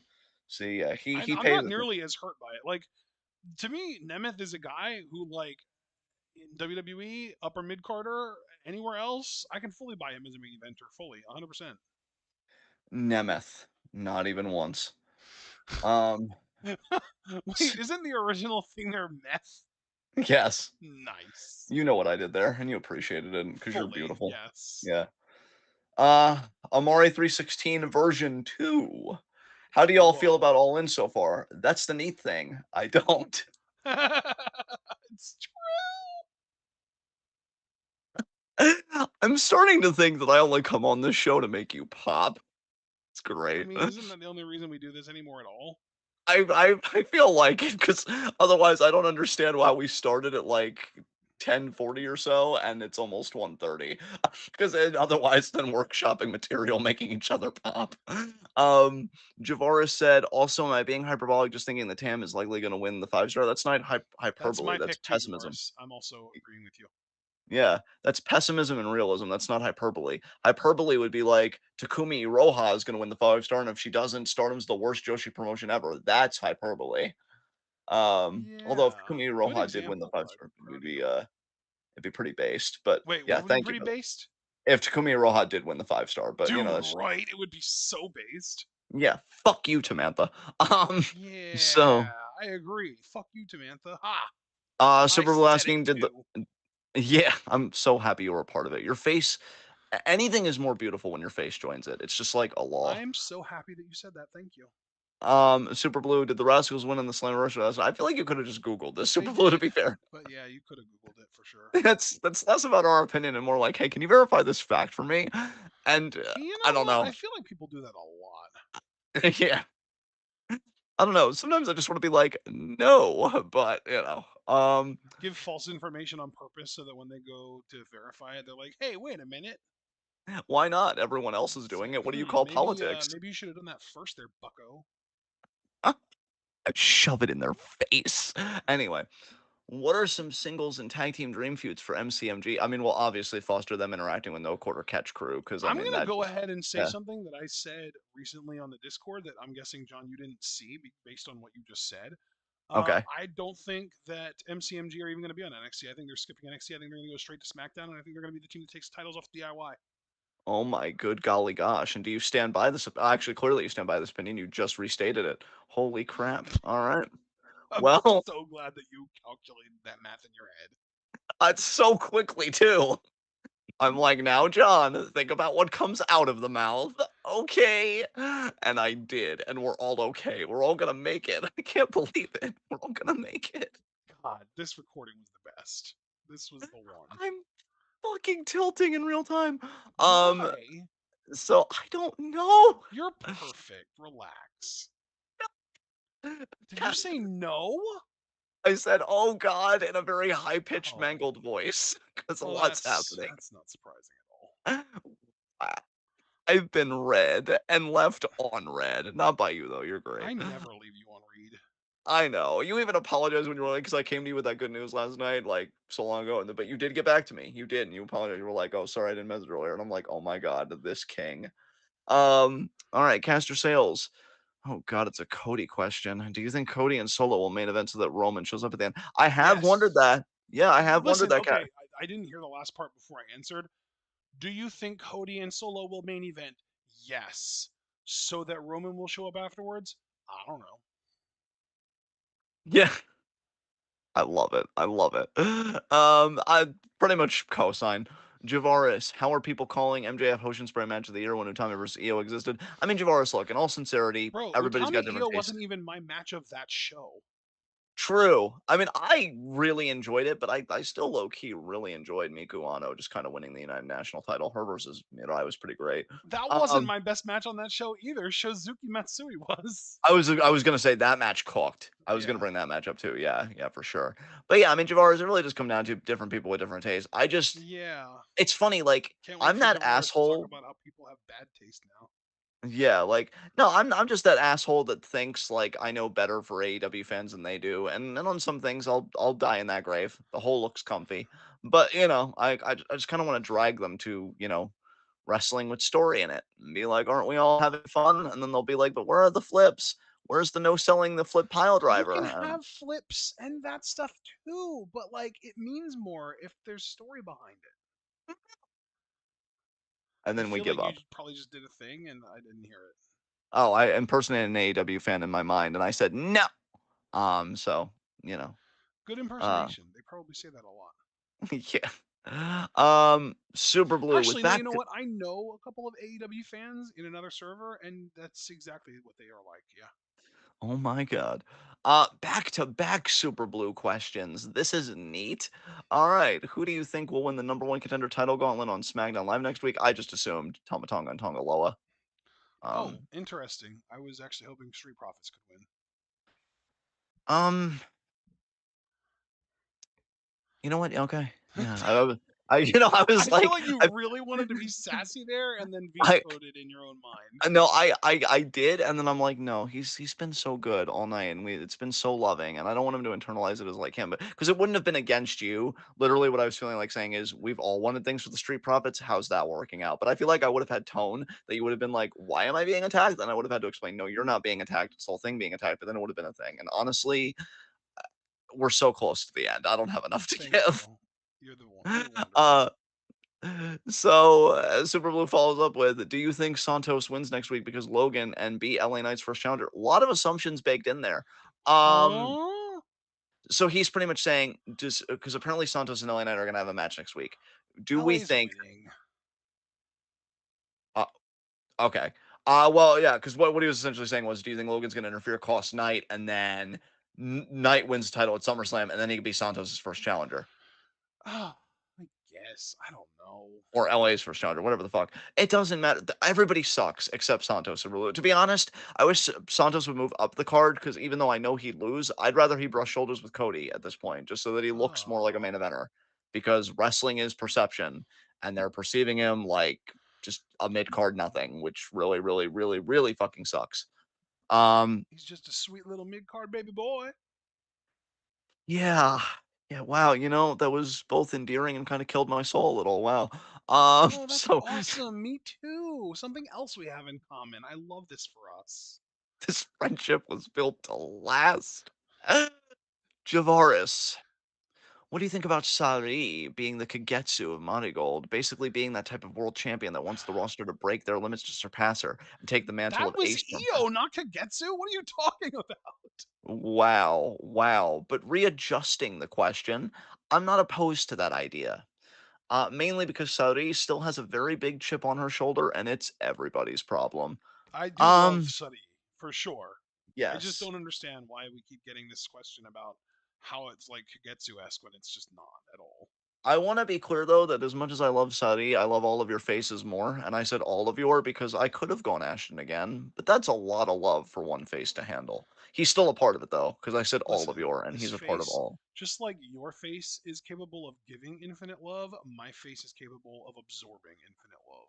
Then you know what? I'll remember that. There's gonna be one show where I'm giving everything to your face while everyone else starves, and you're gonna be like, I can handle more. And then I'm gonna be like, that a boy. So it'll be great. It'll be great. All right. Love that Um, for us. any other questions before I feel my own face? You mean you Okay. haven't been? No. Um, fuck. I love how direct that was. We really do amuse ourselves, bro. I don't even know if it's a problem anymore, but like we just do. If it Um, wasn't before, it's been for a while. yeah, but like, are we gonna change? I mean, I'm not, just being straight up Obviously, with you. fucking not. There you go. So, Why would you even ask that question? you're so right. God, I need to be better. What the fuck am I doing? Super blue. You're really fucking up right now, but it's okay. Dude, I know. I'm dropping the ball so hard. What am I doing? What am I, Tony Khan after the only bump he cares about? I don't think so. I need to get my Oh, shit together. was that a cocaine reference? You're damn right it was. Fantastic. Okay, I need to refocus. We can do this. Why? Super Blue. It's yeah. I was right there. I was right there, and you sniped me. You sniped me. Love it. Okay, okay, dude. If I was really turned up, I'd be like, you know what? All your questions are revoked. We're ending the stream, but I'm not. I'm not there yet. We're gonna do this. Super Blue again. Do you think Hooklo will show up at SummerSlam? Who the No, fuck is but I heard that. Hooklo? Yeah, I don't know, but I heard that Hikuleo kid's probably gonna show up soon. Uh, Oh my god. yeah, You read the did it chat. for I was him. throwing it in his face, which was a mean thing to do, but I don't know. I'm already gone. But yeah, no, Super Blue, we know what you meant, and maybe I don't know. I don't know. Probably. Um, God, I'm tweaking right now. Javaris, SummerSlam though? I don't know about SummerSlam why is though. everybody trying to shove everything into the summer? Fall exists and honestly deserves more love. Y'all better fucking recognize. So, cause see this shit, like, is this gonna happen during the summer? Is this gonna happen during the summer? This is why summer sticks around because you guys make it popular. No, relax. It's It you has know mis- what, dude? It's almost like the exact same but equal opposite as everyone trying to shoehorn winter or Christmas into October. bro. First of all, I'm gonna need you to not relax because you're cooking right now. Second of all, yes, that's exactly what this is. I'm fucking sick of you people overextending fucking see. Oh, is this gonna happen during the summer? Oh, gee, I don't know. But I want this really amazing thing to happen with the season known for checks notes, excessive sweating, humidity, mosquitoes. Maybe go fuck yourself. I don't know. No, it's gonna happen during the fall where things actually matter. God. I don't know. I'm going. Please don't sue. Maybe it'll happen at SummerSlam. I don't know. This Bloodline story, it depends on when Roman's coming back because they just really want to draw Wow, this shit out. backing down, bitch move. Well, okay, you know what? You know what? No, it's too late.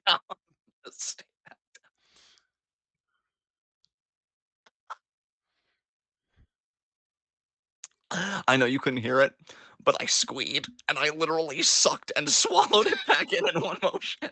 That's It incredible. was I nuts. love All right. that for Um, everyone involved. Javar, oh God, we still have questions. Javaris, also, can we get EO God damn versus right we Asshole do. Suri, please? Javaris, I feel like the universe has done you dirty enough, but I'm gonna have to be the one to tell you no. Probably not. Um, Wow. yeah. Wow, don't like, whoa, whoa. I just don't think it's gonna. I just What don't think about it's gonna Io happen. versus Julia? No, Why? I don't know. Why are you being confrontational? We Fuck. were loving just 2 seconds ago. What the fuck? God damn it. Okay, first of all, I don't feel safe right now anymore. What are you doing? Giggling. Grab a ladle and get a serving and relax. A All right. serving of what? I'll feel don't fuck with me right now. No, what? I What just else? drank some water and I was so close to spitting it out when you said it that way. God. No, you need to answer the rest of the questions. I can't do this. I can't do What was the this. last one? Was it the It was was the Hooklow one? you said it was a the heck. We already talked about Jensen. Fuck. It's the Suri and EO question. I'm begging you to focus. You need to do this. It's all up to you now. Okay. It was the EO People Suri question. people shove Halloween into April for me. Okay, that wasn't a question. I think that's it. I feel like there was a no. Oh yeah. How do Wow. you You feel mean I about the give you the dates for the upcoming NXT pay-per-views? I don't even know about them. What? Oh, What are you? I've got this. I have resources. I'm ready. Ready when you are. Okay, go through them. NXT No Mercy, Denver, Colorado, September 1st, which is literally one day after Bash in Berlin. Okay, yeah, and that's actually a Sunday. Wow. Well, yeah, Okay. Bash in Berlin is Saturday. They're weekends. Right. Well, we take Sundays off, so that card better be good for me to give up my Sunday and you your Sunday. So we'll see how that goes for them. And Not a then smart play though. the show that I might actually just end up going to in person live with my mom, October 27th, Halloween Havoc at the Giant Center in Hershey. Again, a Sunday, but if you're going to that show, I'll just take off anyway. Maybe I'll be in the Discord if the card's good, and maybe we'll see you in the crowd, and I'll be like, "Oh my god, face!" But Yeah, yeah, we might. okay, My mom and I have been talking about maybe even getting dual tickets to Halloween Havoc and the Raw after because they're both in the Giant Center in Hershey. that would be really cool for you guys. It'd be So pretty nuts. I haven't been to yeah, a Raw in like 12 years. that would be especially now with WWE actually being good. If they can sustain that momentum, I would want you to go to that show because that'd be genuinely a fun experience. Heck yeah! Not as fun as being with your face though. So Whoa! next, Thank you. I went there. Yeah, next. I thanked you. I know you did, but you also kind of attacked me earlier, and I'm still feeling residuals from that. I think that's it, right? That's all the questions, right? Is it? Yeah. Yeah, it is. I'm closing it actually, so that no more can come in. I'm closing it. It's over. It's done. Okay. High spots and low shots. If I can keep it together long enough. I believe in you and your I face. don't. Why? Thank you. I don't. What the I fuck, just. man? Keep your shit together. I really can't. It's all over. It's all collapsing. Okay. High spots, low shots. My low shot. No, I know exactly what I want to do. Okay, lie. I lied. I lied. I lied. I lied. I know half of what I want to do. Why Low. would you admit it? Because I'm not getting away with it. Do you see me right now? I couldn't beat a single allegation if I wanted to. They'd be like, John wears clown shoes to bed, and I'd be like, that's probably true. I don't even know my own face right now. Um, Jesus Christ, man. I know it's bad, okay? I know what I am. Low shot. Are you sure about that? You know what? No. You know what? No, I was gonna try and play ball, but you just keep pushing it. I told you I don't like to be challenged. Why are you doing this in the group? What are you doing to me right now? My low shot's Cody, because he got attacked by the bloodline again. Fuck you.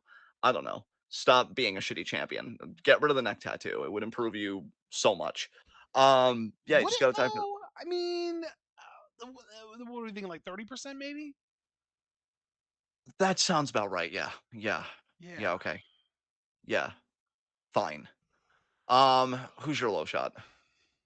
Sheamus. Wow, trying to shame us. What are you doing? Did you What are see you what doing? happened to him this week? Did you see what happened to my face right now? Didn't think so. Didn't think so. But no, no, fine. He got attacked by Pete Dunne, but didn't he win the match? Did he? He beat he beat Bronson, I thought, but then Pete Dunne betrayed him, and then Bronson got a tsunami. So I guess betrayal supersedes winning a match. So I could see why you'd pick Sheamus. I'm feeling very vulnerable right now. That's not your I do well. want It to is. throw out an honorable low shot. Actually, a few honorable low shots. So one has to go to Mustafa Ali because you know we literally just talked about how his contingency blew up in his face and cost him the X Division Championship. That was awful. Another honorary low shot goes to Steph Delander, who this is something I didn't actually talk about when we were going over it because I think my brain blocked it out, because of trauma. Steph Delander's 27 years old, by the way, and she proposed to PCO after his match. What? Yeah, she literally got down on her knee and proposed to him, asked him to marry her. Thanks. I hate it. He's 56, Wow. And she's how old again? 27.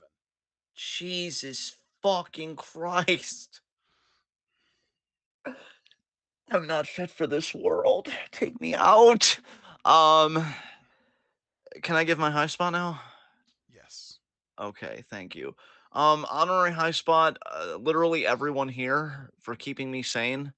Oh, Because that was it nice of you to say. I can't believe we went 3 hours again this week. What the fuck are we doing? because we're enjoying popping each other too much. We need to start hating each other. That's the only way to make the Well, product more that's not gonna economical. fucking happen. You Jesus know what? Maybe Christ. relax and open your fucking mind to possibility. Okay? I won't. Maybe that would help. No. Don't be petulant with me about this. Too late. God damn it. All right. Nice try, Fuck. by the way. So yeah, wow. Wow. Well, at least we know you season your fucking food because you certainly season wounds. Um, so again, honorary high spot. Everybody here for helping me keep my sanity. Um, Secondary honorary high spot to Rhea for being hella fucking over and maybe trading up potentially with Jey Uso. Good for you. Um, and my actual high spot, even though there are many great picks this week, I'm gonna be selfish because wrestling is meant to be fun and what we personally enjoy. My personal high spot's gonna be Ren Sinclair for I taking the love that. initiative. Yeah, for taking the initiative, for using blackmail, which I mean Tony would certainly approve, to try and get under the learning tree Blackmail. of yeah, exactly. For getting under the learning tree of no quarter catch crew and being a part of the group. So yeah, Ren's my high spot. I'm gonna be cheeky with it, and it's our show. So yeah, that's what I'm doing. Who are your honorary high spots? Just high spot, whatever you got. What's going on? My spot is gonna go. Let's see. That's a tough one, actually. I think I am going to give my high spot. Hmm. I'm checking dates real quick. Um. Yeah. No. I guess. Shit. I had a low shot prepared. I did not have a high spot prepared. So this goes to show you. Be prepared, everyone. Life I lesson. won't tell anyone if you won't. I mean, I know it's Tell kind of a anyone what moot point exactly? that you didn't have a high spot prepared. I just told everyone. So I appreciate the sentiment, but it's also kind of an empty one. So Wow. Wow. am I wrong? Maybe? Again, I'm just feeling defensive. I don't fucking I can know. tell. You know what? It's okay. You're allowed Wow. to be up in your fifis. You are pushing it, Mr. Man. I'm also stalling for time, trying to think of who my high Yeah, spot because is. one of us had a high spot ready, you dick. Um, I guess I can just make mine Rhea because Can she you? she got her match with Liv at SummerSlam signed off. Did she? I mean, no, I don't even know why I'm challenging it. We all know what happened. I was there. So yeah, I guess that works. And I think It doesn't I work as just well as your face though. wow. I just need Thank you to you. know that. I really all this evidence is piling up to the contrary, but I appreciate it genuinely. So we made it through another in review, and we kept our sauce in a straight line. That's I call that a What? fucking win. Yeah, like We did what? we kept our sauce in a straight line. Because remember, you said didn't you say with your nuggies like you do sauce in a straight line, or did you do your sauce in another way that wasn't a straight line? Did I get that mixed up? Oh, I understand. Oh, yeah, that's okay. I understand your reference now. Yeah, yeah, it was a callback, and Foster was like, "Why am I still listening?" Because he loves us. We Foster, I love feel you like too. you're starting to say that a little more often, and it's starting to hurt a little bit when you say it. I know it's because he loves us, though, and guess what, Foster? We love you too, and that's never going to change, unless it does, and in which case, Why the fuck would you say that? I don't know. I mean, things happen, man. I'm just saying, I've got a bunch of You contingency really are plans. tilting your face off to even bring up the possibility of us not loving Foster. What the fuck? No, I was just saying, just love in general, just changing all around. Just imagine if we all waked up, hating each other, but that wouldn't happen. That's What that's kind that's of literally the voodoo that's hoodoo hex magic bullshit is that?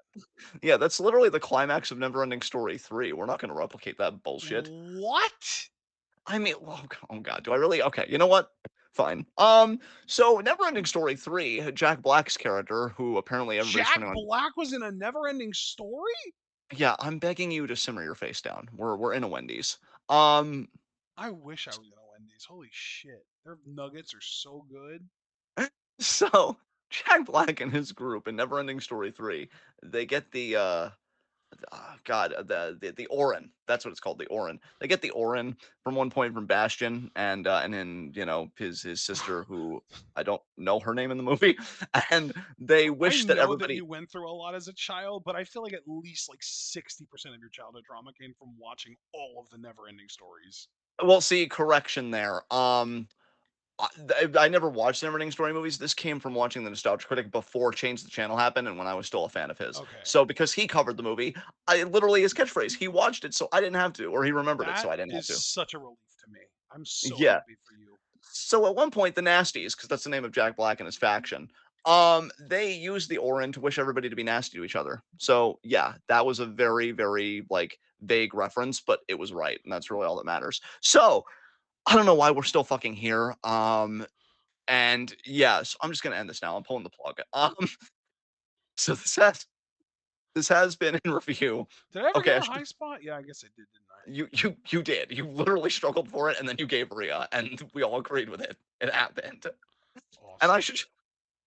I should just confess that the reason I'm laughing so much is when I said pull the plug, I was thinking to myself, I wish someone would do that to Ric Flair. I know, I'll go to my room. Fuck. No one was So gonna tell you to go to your room when you're so fucking right, yeah, King. but it's wishing death on a and that's just ugly no matter who. It's Well, it's wishing death on a corpse. What's the difference?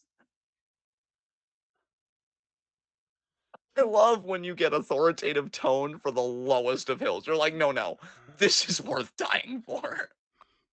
Perfect. All right. All right. All right. John, calm down. Everybody calm down. Ashton, especially, calm down. We're getting out of here. It's over. All right. Thank you all. This was in review. We reviewed something, everything, everywhere, all at Too once. fucking Great movie. much.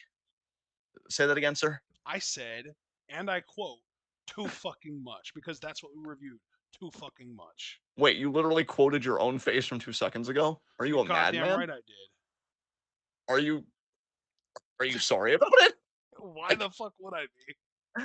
that's really fucking with me far more than it should. Anyway, I love that for you. I I don't know what's happening. Leave a like if you file out, please God. Please, I don't even it's a 0. Can I refresh? Am I gonna see numbers It's at there? 7. Oh, thank God. Um, My 'cause goodness. 'cause, like, if you guys didn't not finishing the thought. Oh, So leave a we're like if you all file out. aging. Subscribe. Yeah, yeah, we're all aging. You're aging. Fuck.